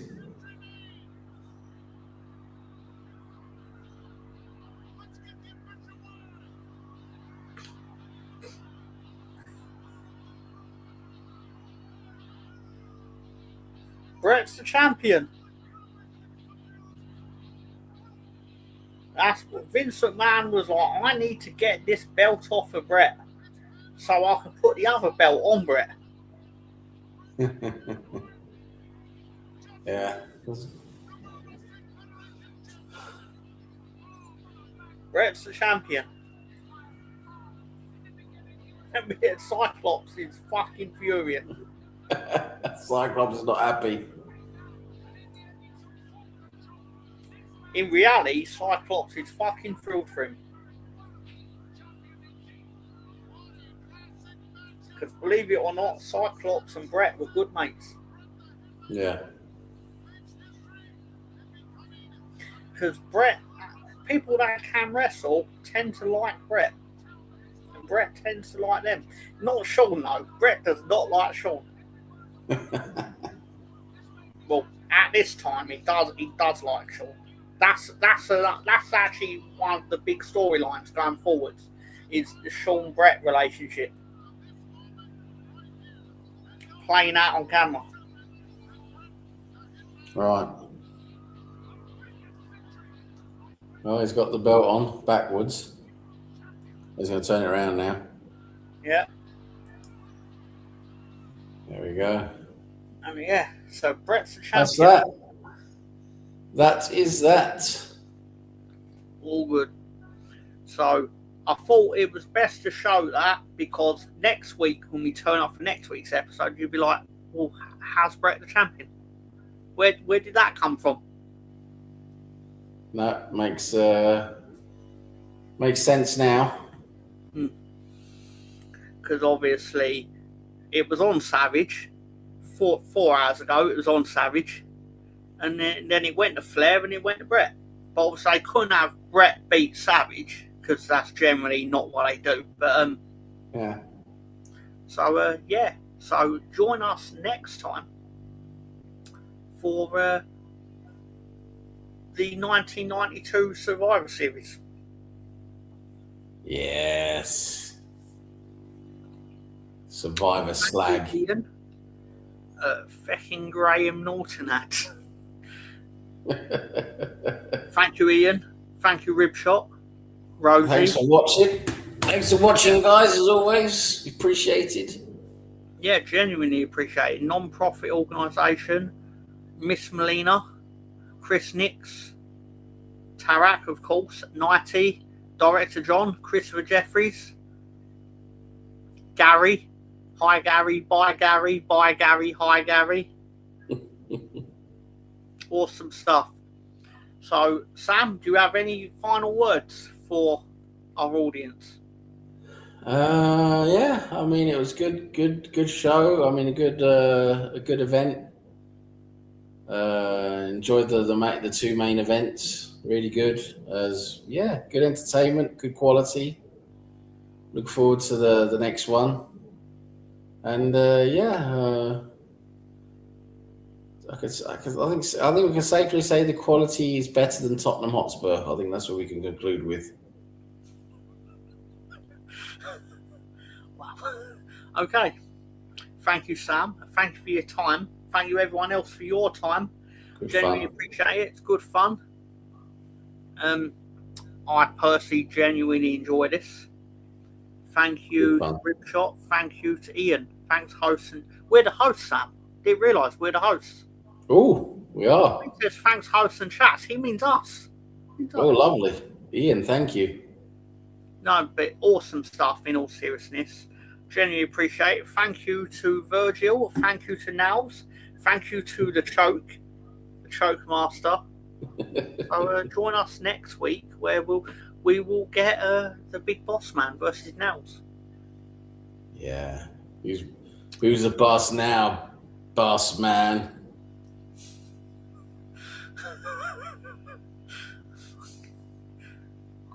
Yeah, awesome stuff. Have a good night, everyone, and take care. Good night. Mr. Tom's Big Gay Wrestling Show. At Start Waste Cole.